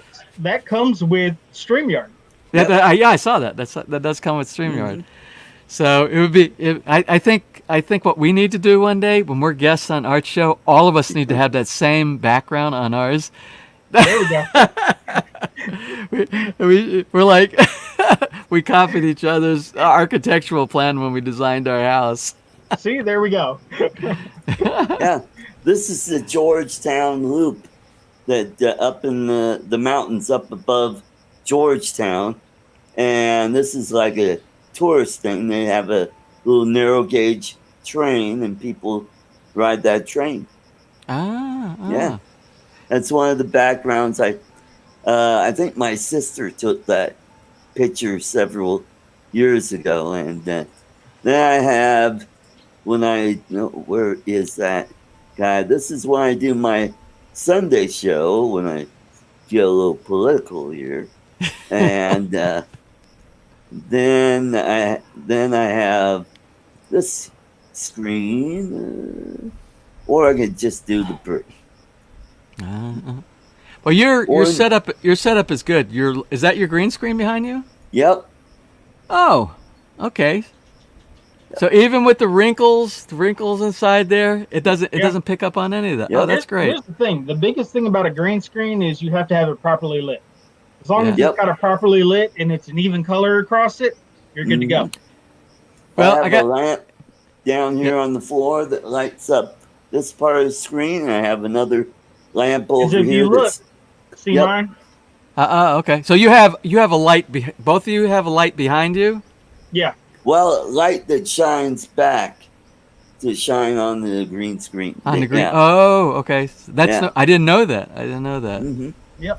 And basically, then mine is just a picture that I dragged a whole bunch of my logos onto that picture and created that layout, and now then made a picture out of it in Photoshop. Now, what is the purpose of backlighting the green screen? What's the purpose of putting a light on the green screen? Keeps the color even. So watch this. So if I turn this light here, see how my green screen's starting to fade out in spots? So what did you just do? What did you change the light around? So that's creating a different tone on the green screen. When you get those different tones and it's not even color across it, that's when your green screen starts to fade out. You get blotchy back there or something like that. Well, I aspire to be a YouTube guru like you guys, right? So I'm getting the equipment, and one of our I have so many projects here. And that's what drives our channel here is we share mainly I share because it's mainly my projects that I have here. But we drive to keep these projects going inside here because it's interest, especially guy interest for doing building projects. So I have so many projects down the road. Unfortunately, some of the projects are like real long term. You haven't seen, and somebody asked in the comment section. I gave it away on my last video working on some project down inside the basement. I think doing a drawer review or something. I was talking about a box came in that was delivered and it was wrapped in. I didn't tell them what it was. Well, I opened the wrapping and I put it in. And I was doing another video, and they saw it, and it was it's a DeWalt table saw. The reason I purchased the table saw is because one of the other projects it's going to be a pretty big project. Most people don't realize, or maybe a lot of people do realize, that Villa Feliz isn't done. The house isn't completed. It was the contractor left in February of 2018. He left without finishing. We paid him to build wardrobes. We paid him to do all these different things, and he just said, "I managed your project bad." And I have no more money, so I'm not working for you anymore. I'm gone, and he didn't finish the project. So anyway, I'm finishing up this project. So that's what the table saw is for down in the basement. I am going to try. I built library cabinets before in the U.S. I do carpentry work. I'm not a professional carpenter. It's my sideline. It's my hobby. But I'm going to attempt to build all the wardrobes in this house, in the walk-in closet in our master bedroom, and in the two smaller bedrooms on the ground floor. They're just the standard. Is a hole in the wall, Right. deep enough for a Like an hanging some- armoire. Yeah, so, sort of like an armoire that you would push back inside, but I'm going to make this custom built into the wall. Oh, So that's what I bought the table saw for. Oh, so that cool. will be some neat upcoming episodes. But before I do that, I'm going to try to build a table saw, a custom made table. I'm giving you all this information and not even from all these things that nobody on my channel even knows about. But what I'm going to try to attempt is to build a custom table saw table that's assembled, and you can disassemble it using like channel bar. I think they call it tubular bar here. It's like a square tube made out of either stainless steel or regular carbonized steel that I can prime and paint, but also make it where it's disassembled using nut rivet gun, where you can screw everything in, put them together. So when I get done with a major project, and I don't want it taking up a 3-foot by 7-foot area of my basement, I can disassemble each one of the panels, put them inside the generator room until the next big project comes up. So that will be an upcoming. Hopefully, that's the plan and what I'm doing. So right now, I'm getting all the tools necessary to build this, and Cool. I got to. So, but that'll be an upcoming series of cool stuff on our DIY site. All right, Art. Awesome. I'm gonna bow out, bud. All right, Mike. Thanks for having me, bro. Coming in. Yeah, Take care. Have a good night. Yeah, I've had a long day Catch at those work. gators. So, Yeah, so I we're got gonna to. be back to hopefully flying the drone soon if the weather will cooperate. Okay. All right. So I will see you guys later on. Same here. All right. It's Y'all good have a good seeing night. you Bye. again. It's good seeing you again. Bye. Bye. Well, Art, I got to All take off too. I know and I probably am responsible for that's making fine. you go probably your way past your limit. But thanks for having me No. on. Thanks for having me well, on. thank you. Thanks for And- popping in, and it's always a pleasure having you. And we get to see what's going on in your neck of the wood, and some of my viewers, they get to see what's going on in your neck of the woods, and they'll maybe come to your channel and go, oh yeah.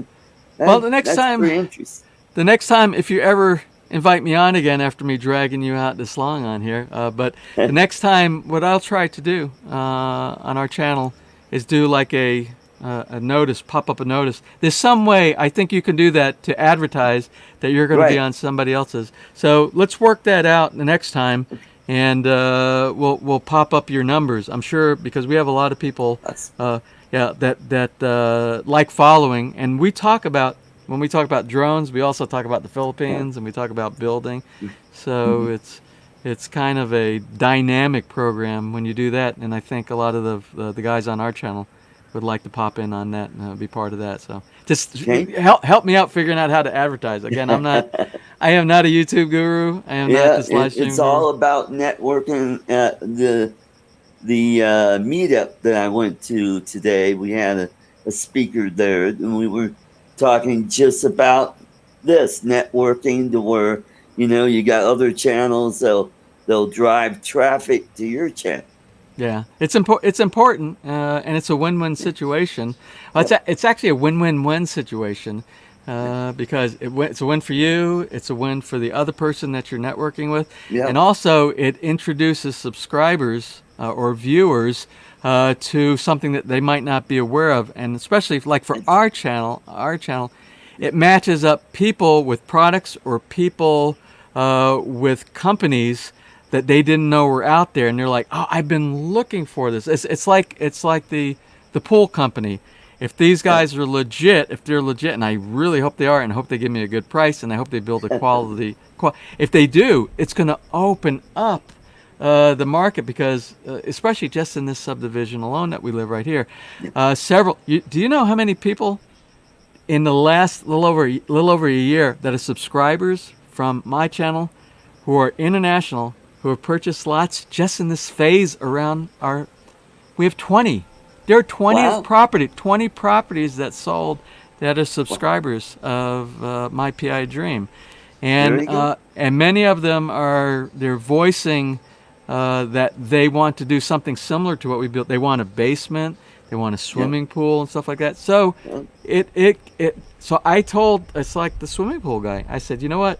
If you build something that's good quality at a reasonable price, I said, check our channel out, because there's going to be other people that are going to have the same requirement.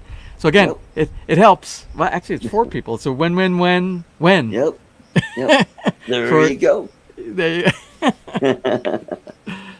So yeah, we'll do that. Sounds great. Thank you, James, for coming. It's always a pleasure having you on the show, and I look forward to your next video, and you have a great Sunday, so take care. All right, thanks, Art. Thanks for having me on. Right. Bye-bye. All right, folks, that wraps it up. That was a great show. I had a good time.